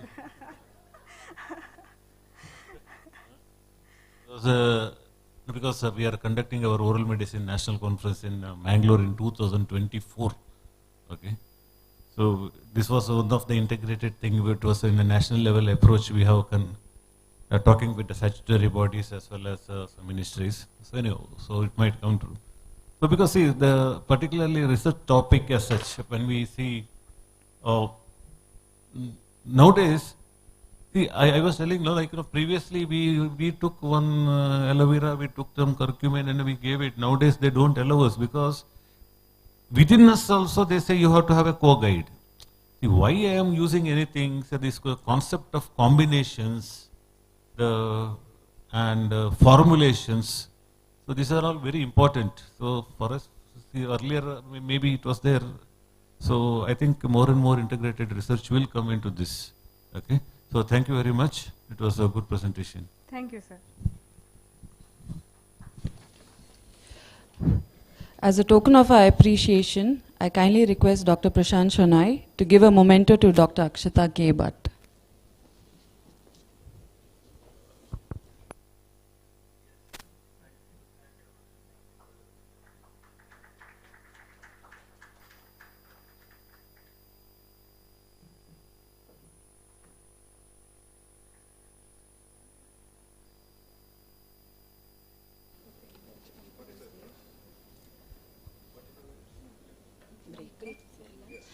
That concludes our talk for now. We will have the first session. We will have a quick lunch break and continue in 40 minutes. 40 minutes, we shall have the last lecture for the day. Thank you.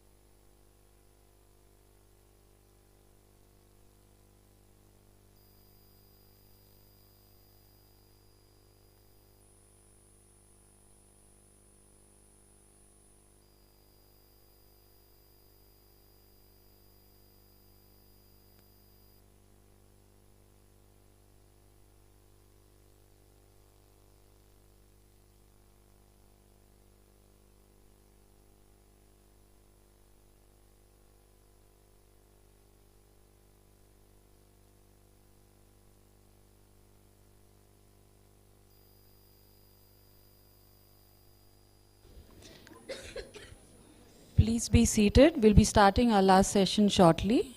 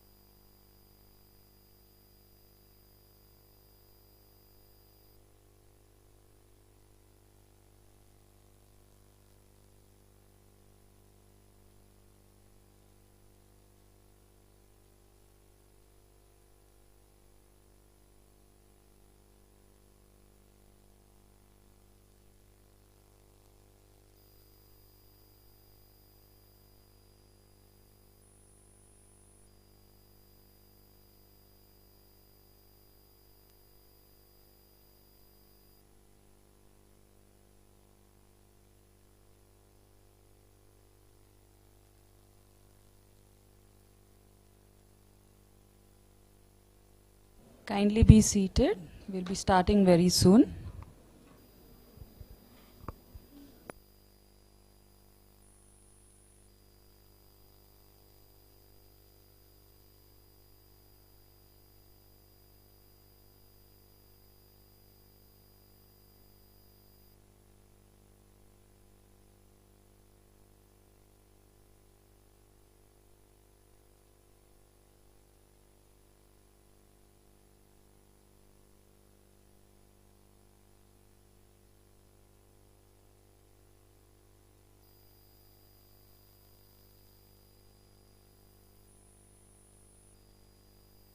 We will now begin the last session for the day. I request Dr. Rachna Prabhu, Additional Professor of Department of Oral Medicine, to introduce our last guest speaker for the day.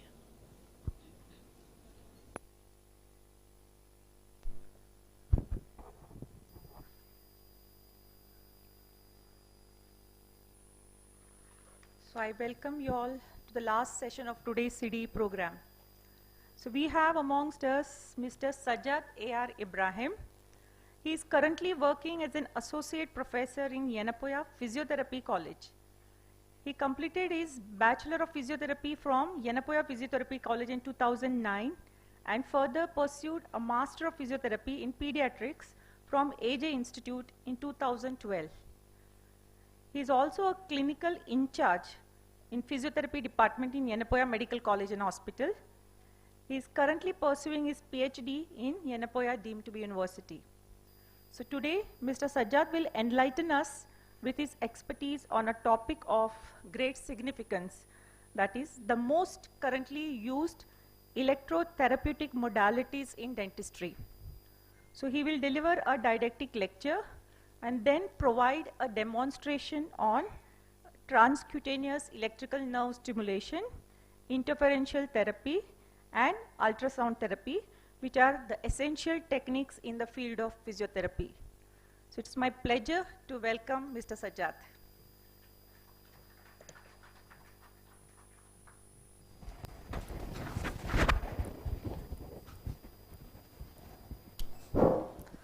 Good afternoon, one and all. Thank you for the introduction, ma'am. It's an honor, and I'm really thankful to the Department of Oral Medicine and Radiology. And being an alumni of this institute, spending over half my life over here, it's been almost 18 years in this institute. So it's an honor to be sharing a stage with professors and other deans from the other institutes. So I'll just brief out what we do exactly in the department, where exactly we have our role, and how is dentistry related to us. So I hope you all can relate to it since it's a post-lunch session. I want you all to be alert, and I'll keep it a little interactive. I'll just put up pictures. Whatever you understand from that, you can ask me. So we'll have a communication rather than me going on speaking something and then you not following. Okay? So we'll start off.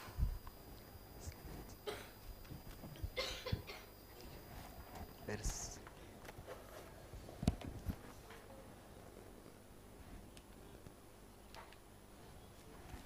Okay, so I'll be speaking on the electrotherapeutic modalities. So before going to the modalities, I'll just speak on what exactly is physiotherapy, where exactly we have a role in dentistry, and then we'll move on to these modalities. Okay, so these are the contents that I'll be discussing on, that is physiotherapy and dentistry, use of manual techniques, that is hands-on techniques, electrotherapy and practical demonstrations with these instruments that you have in your department. So basically, we have our role in rehabilitation, as in we have a wide variety of, like for example, we are specialized in pediatrics, we have specialization in OBG, we have specialization in antenatal care. So there's a lot of things that we do, but I'll restrict my topic or the content that I'm going to be presenting only to pain management and management of movement disorders and optimization of function. Okay, so we'll just move on to the next, that is manual techniques. Okay, so what are manual techniques? Something that I use my hands, that's it. I'll be only using my hand, appropriate pressure, maybe a few stretches here and there, and then I'll be getting the results. So how do I use this manual techniques in dentistry? Mobility exercises, I think you all would have done that. For example, you have an extraction, you tell them, don't open your mouth for a few hours. The next day, please make sure you're opening it slowly so that you don't end up with spasms or you have this pain and all that, right? So you all have done it unknowingly, but here we have mobility exercises which help it. Usually in the post-surgery cases, we have this role where we help them in mouth opening at least. Okay. So then we have a few stretches, that is using those ice cream sticks. What do you have? You go on pushing up and down.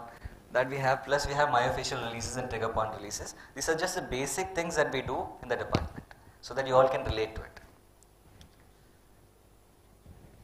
How many of you know what is TMJ, dysfunction, the clicks and all that? I think all of you would have heard of it. How many of you experience it? I do.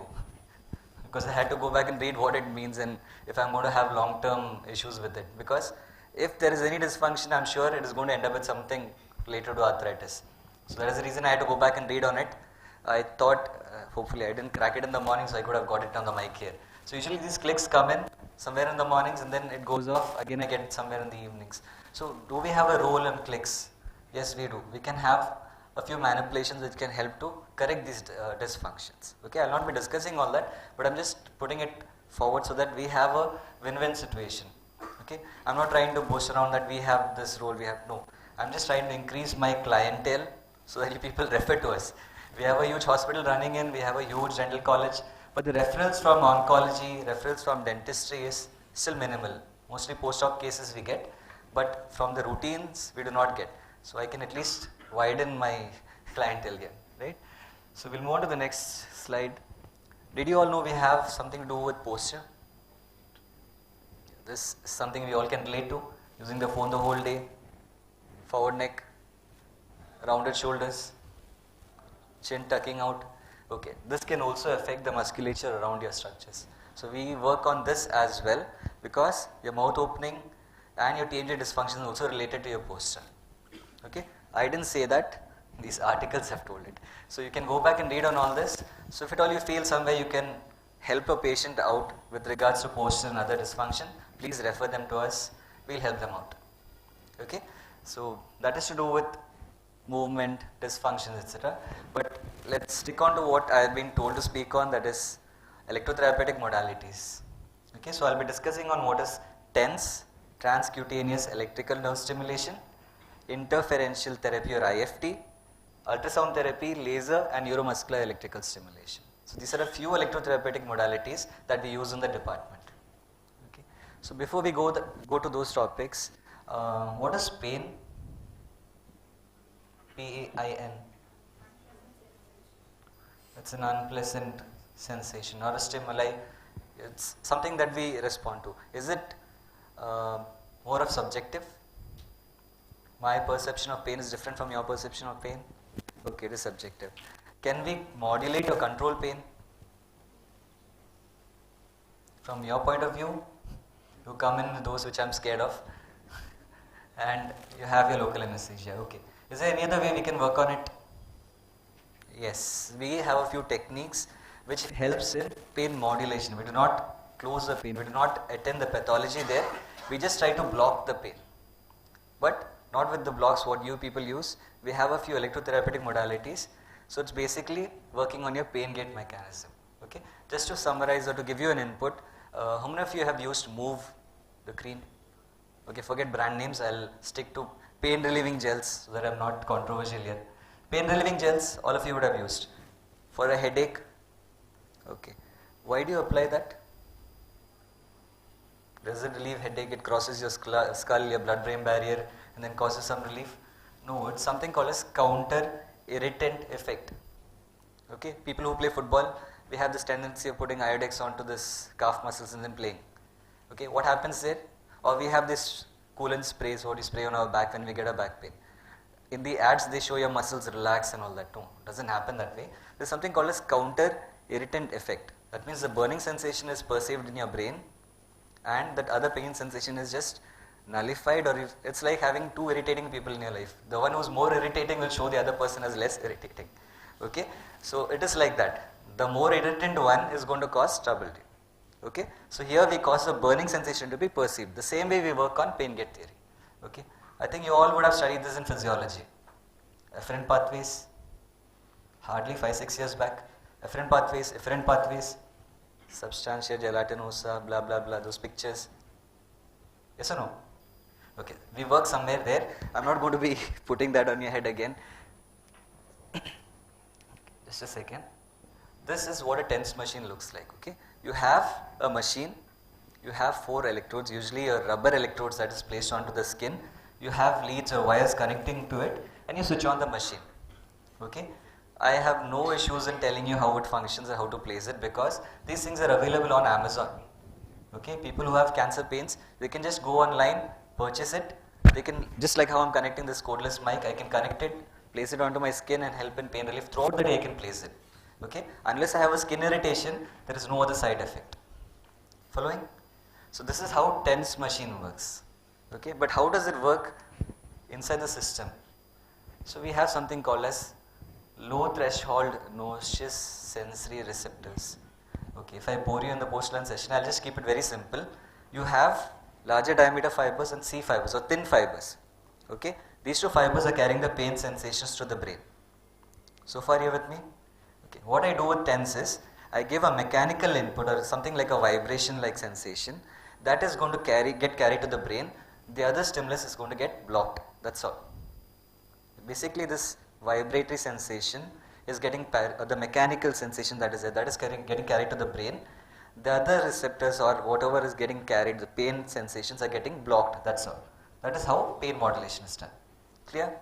This is one way of doing it. There is another way where we go on stimulating, then you have your endogenous opioids that is coming in. What are opioids?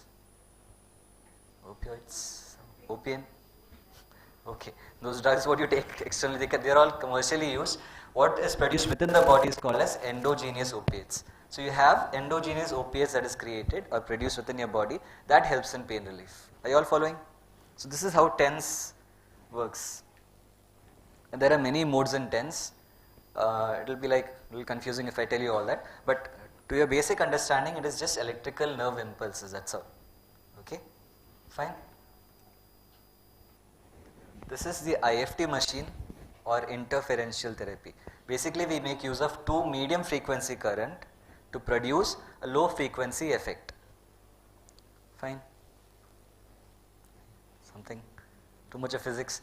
If you're using two medium frequency current to produce a low frequency effect, why we need to produce it? Like, there might be a question, why can't I just produce a low frequency effect? Why to have so much of two medium frequency currents coming in? It's only because the skin resistance is more for low frequency currents. Okay?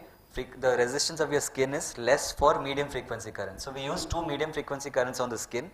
The low frequency current effect is produced inside the body. That's all.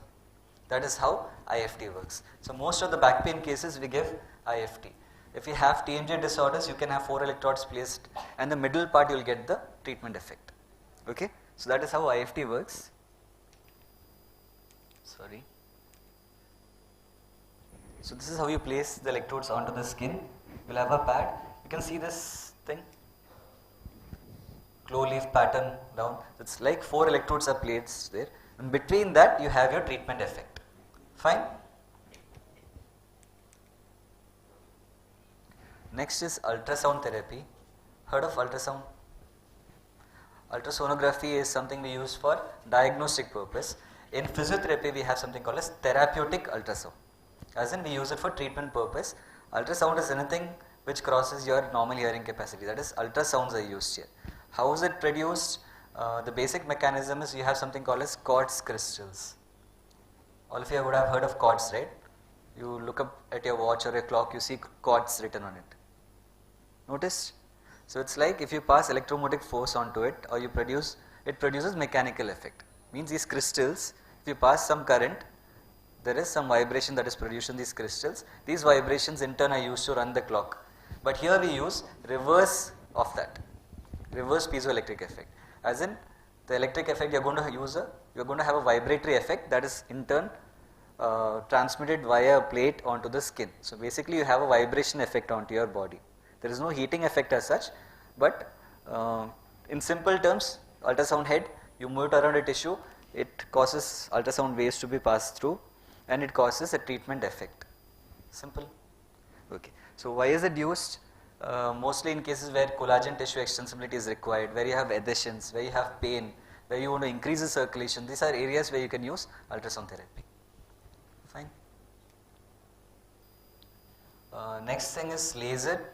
If you have a point pain, for example, you have a particular area where you want to attend, you can use a probe laser. That is, you just place the laser over it. Laser is nothing but light amplification by stimulated emission of radiation. So you can have therapeutic lasers, and you can concentrate a particular area on the face or wherever, because since you are into dentistry, this is a smaller area that you have to cover. So you can have localized treatment areas. Suppose I have this particular area to be attended. If I need to increase the healing, so I can use these lasers and place it over the skin and get the treatment effect. Okay. So in your department, I think you have IFT, you have TENS, you have ultrasound therapy. Lasers are comparatively a little expensive, so it's not feasible to run it in all the departments. Okay. And it is a little complicated to use it unless you have a scanning laser. Okay. So I'll move on to the next.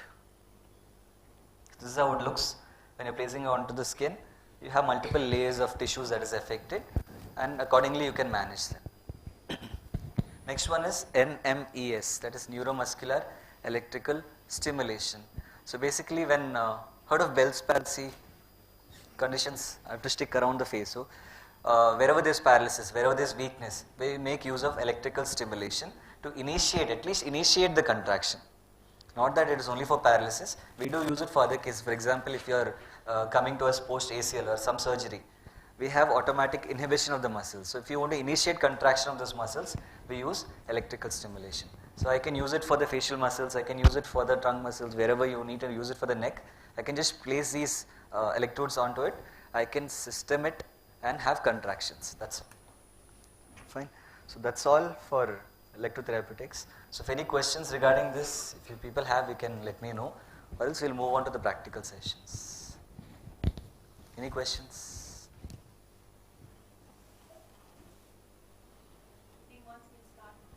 Yeah. Okay, fine. So we'll just move on. Yeah, we'll just split into different groups and. Any doubts, any questions? Any queries?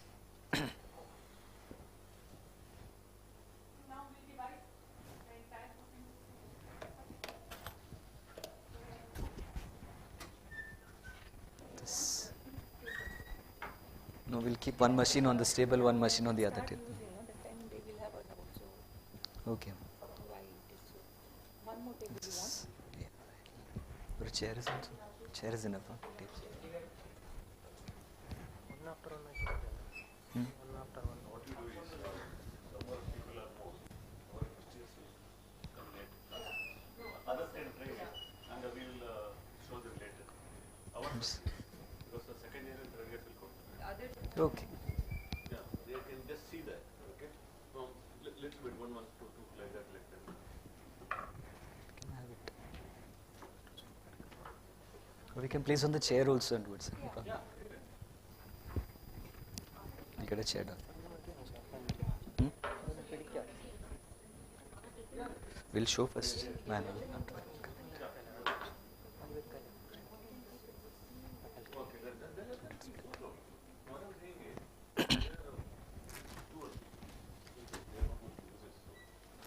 Let them see it.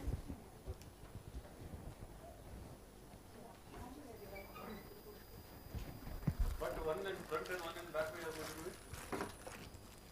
That's also fine. Better, no? Otherwise, when you speak to each other, one listen. Oh. No, That's okay. that We'll exchange it later. That will exchange. Huh? One little bit behind you do it. Otherwise, that. Okay. One group behind and one group.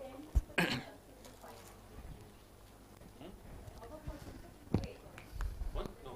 We have to see. No, there's somebody else who has some.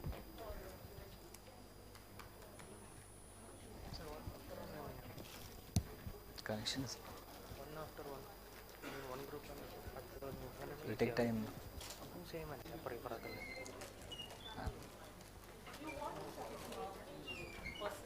And focus it on the TV. Yeah, and everybody can see also. Do you need two groups? Okay. Okay, we can do it on one also. Not an issue. Yeah, no issues. It's possible. Okay, you be seated. What he's saying is, come forward. Focus it on the TV. You people come forward. So everybody can watch it at the same time. Yeah. Come forward. You can. And after this, I want more questions.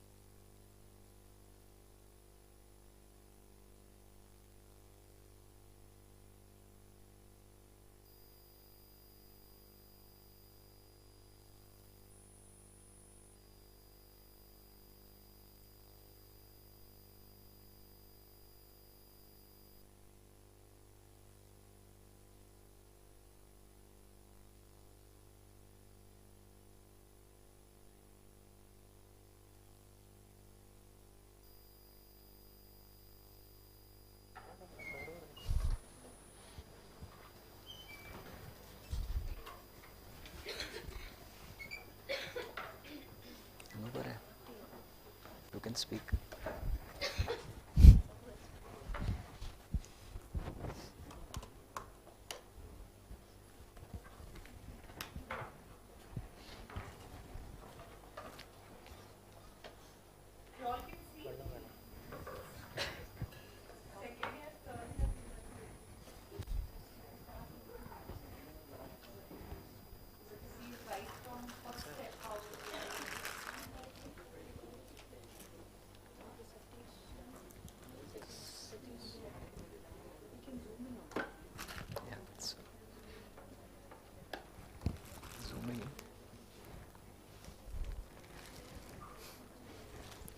Can't see. You can't see the settings.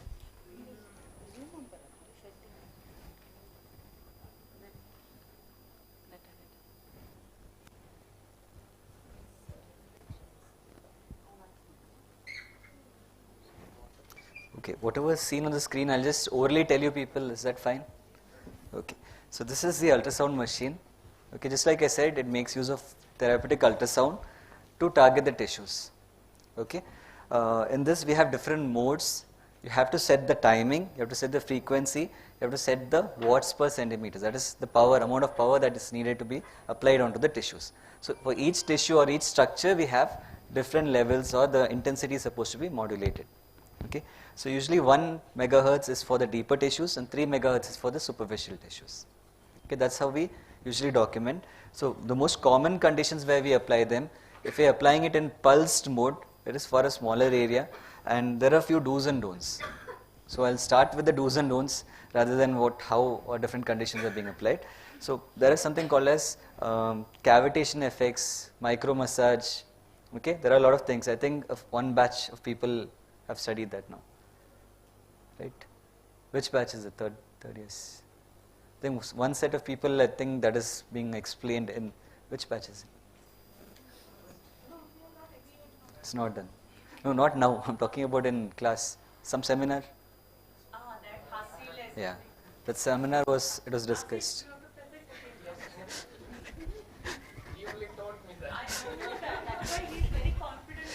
That's why I was asking whether it is. No, if it is explained, see, it is something what we take around 3 to 4 hours of lecture to explain to the students. So we have thermal and non-thermal effects. So when you're using, even though we say electrotherapy, this ultrasound therapy or therapeutic ultrasound does not make use of current here. It's an electrophysical agent. That's what we say.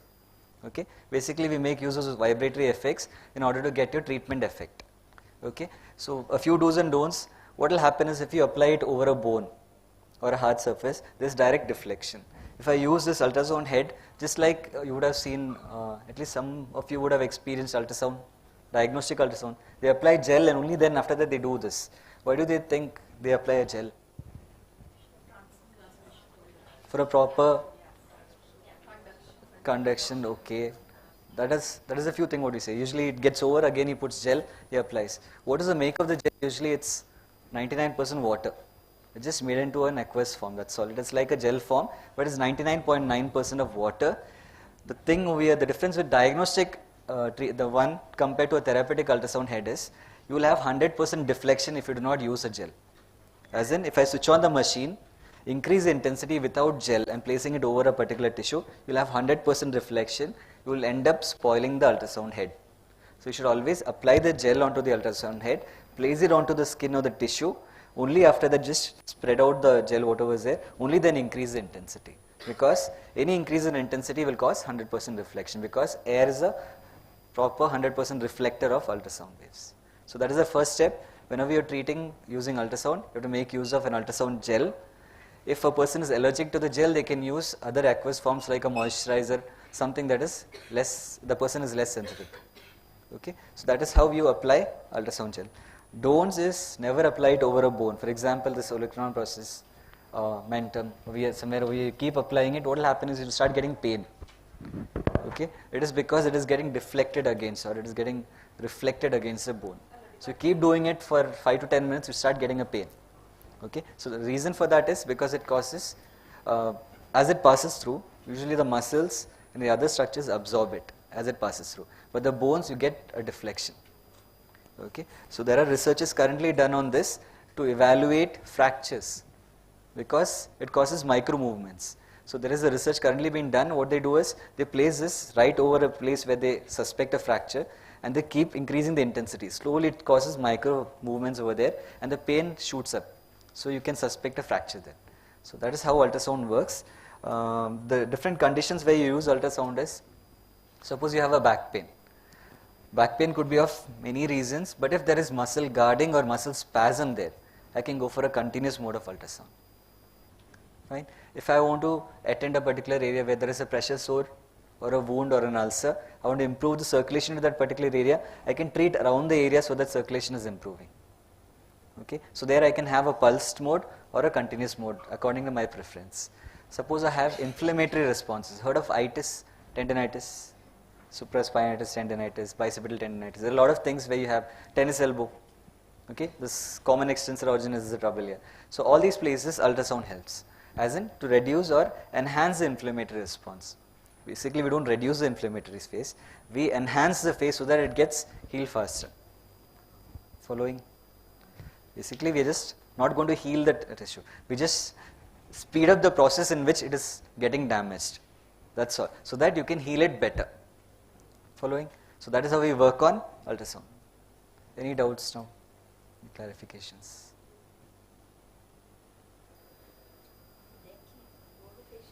Usually the TMJ dysfunctions, when there's pain, when there's guarding, mouth opening is a trouble. So this areas can be concentrated and we can give ultrasound. The other things are usually your muscles. Yeah. So whenever you want to attend the muscles, if there is guarding, we can go for ultrasound therapy. It increases the blood flow, it reduces the spasm, the muscle spasm as such. And there are other devices which has come into play right now. We have a device named as a matrix rhythm therapy. Okay, if you just Google it, you will find out that the person who devised that particular equipment is a dentist.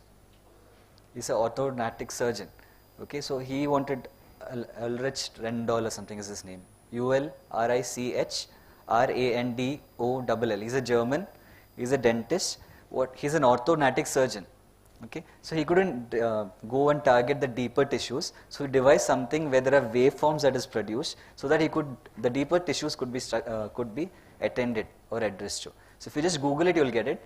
We use it, but we use it for musculoskeletal purposes because they came and sold it to us, telling that it is helpful in this. So what they show is, if you're using it on a musculature, it helps to relieve the spasms easily. It helps to increase the extensibility of the muscles. It also helps to manage certain conditions like if there is a ulcer that is formed, a pressure ulcer that is formed, it enhances the healing phase there. Okay, so those are a few things about ultrasound. Anything else you all want to ask me, or else I'll move on to the next device. What should be the duration of these therapies? It's around. The pain subsides, or? Usually we give a time duration for each session around 8 minutes. Maximum is 12 minutes. And we have to go at a speed of around 1 centimeter per second, 1 to 3 centimeters per second. So it's not like this, it has to go very slow. It has to go at least 1 to 3 centimeters per second. That's it. So if you go beyond that, by the time this waves are produced, you move on to a different tissue structure. So you have already moved across the tissue area which you want to target. By the time you come back, it is the next phase of it.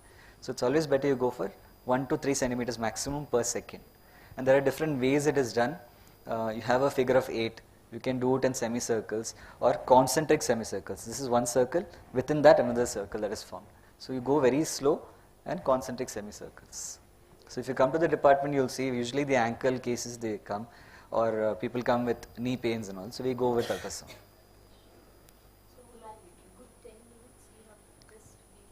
That surrounding tissue has to be treated, and preferably every alternate days, not continuously at a stretch, unless it is a spasm. If it is a muscle spasm or a paraspinal muscle spasm where you have a guarding, you can go for straight 3 to 5 days of treatment. It's like saying take a muscle relaxant for straight 3 days.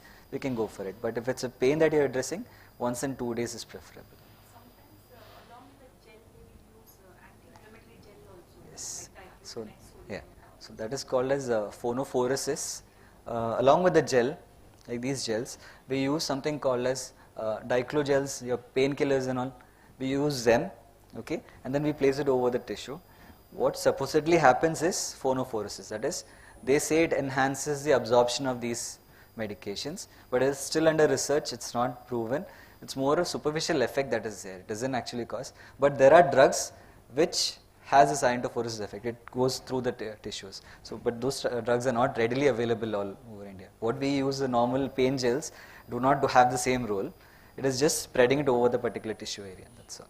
So that is called as phonophoresis. That is ultrasound used along with medications. Fine. They'll doze off now, post lunch. Okay. Anything else? Side effects. Usually a particular tissue, if not healing properly, for example, if there's a fracture something, you might cause more harm to the person. If there's a tissue structure which is infected, if you give an ultrasound, it causes increased flow, it might spread the infection. If a person has fever, you might increase it. And especially in pregnant women, menstruating women, etc., we should avoid it, especially around the abdominal area and the back, because it will increase the contraction, increase the flow. So we should be a little careful on that. Can be used, but it is only for pain relief. That's it. It will not cause much of a difference. If it is synovitis, your arthritis, you also have something called as inflammatory response of a synovium. So if it is synovitis, it can help to reduce the inflammation. That's all.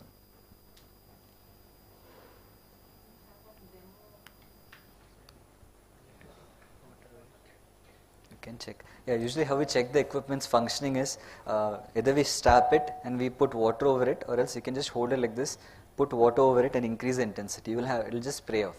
It's almost like using a perfume bottle. You press, the way it moves out of the nozzle, the same way it will just spray off.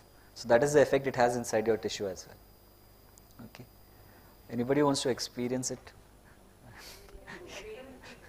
But you will not feel anything. The thing is, you will not feel anything. There is no heating. Those are different modes, ma'am. I will explain that. No. Wherever the musculature is there, that's why it's skull. That's the thing I said in the first. You apply Iodex or Vicks onto your forehead. I don't know what mechanism it works on. It doesn't work in that way. But you can go with the mental areas. Yes, please. You will not feel anything. At the most, there will be a vibratory effect. That's it. Nothing else.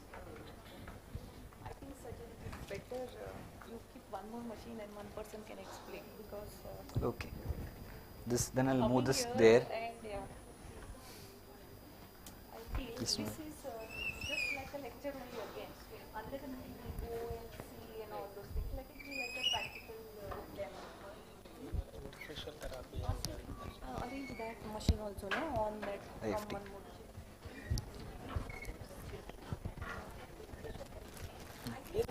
We'll keep it on the table only. What is it?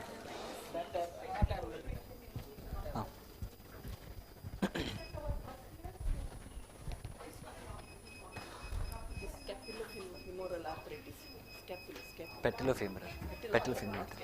Yeah. For that, it can be used. How is the severity, ma'am? It's mild for me. Now it It's chondromalacia. They have diagnosed as chondromalacia.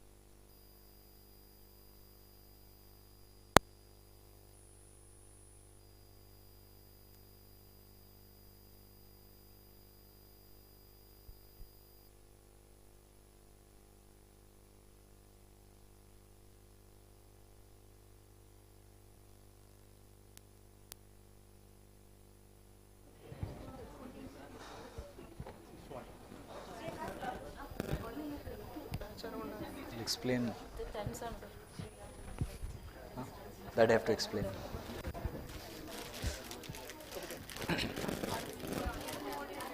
IFT ultrasound കൂടി വെക്കുമ്പോൾ എന്താണ് ഉണ്ടാവുക?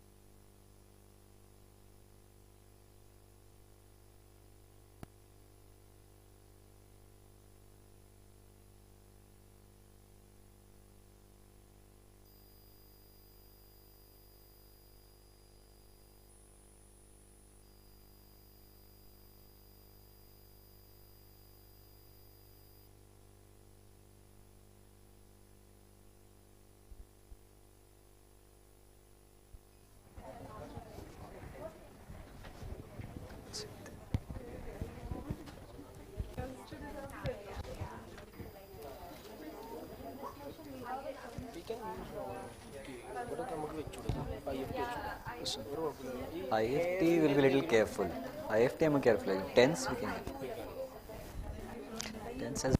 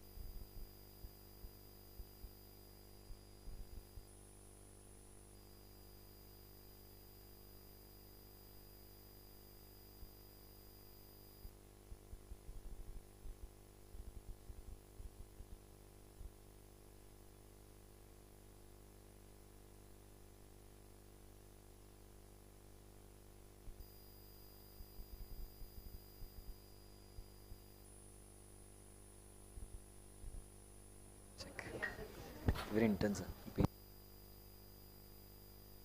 Any doubts or anything? Sir, I have a scaphoid.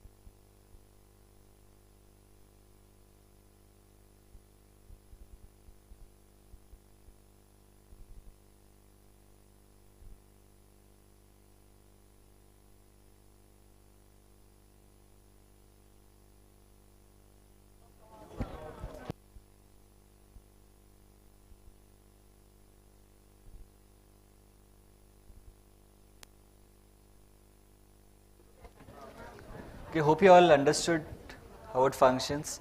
Okay, one thing I just want to add on is these instruments what we use right now. Okay, all these instruments are all adjuncts to your routine physiotherapy. Adjuncts as in this can be used along with our treatment modalities. These are not the sole treatment things or techniques that we use. For example, you walk into a clinic, we do not just say you have pain, we'll give you IFT ultrasound and send you back. No, these are just for pain relief, appropriate rest, appropriate protective mechanism, preventive mechanisms, and then we start off with suppose a dentist walks in. Okay, so if they have neck pain, I'll try to correct the pain, reduce the pain. I'll tell him what is the reason for him, maybe the posture, the way he sits on the chair, try to correct his posture, make sure I stretch the ones that is shortened, strengthen the one that is weakened muscles. Okay, stretch the shortened muscles, strengthen the weakened muscles, correct the posture, and then send him back. Okay, so these are just adjuncts. Don't think that this is the only line of treatment. Okay, so thank you. If you have no doubts, thank you all for your patient listening. Thank you so much, sir. That was highly informative and very useful. As a token of our appreciation, I kindly request Dr. Veena KM to give a memento to Mr. Sajad A.R. Ibrahim.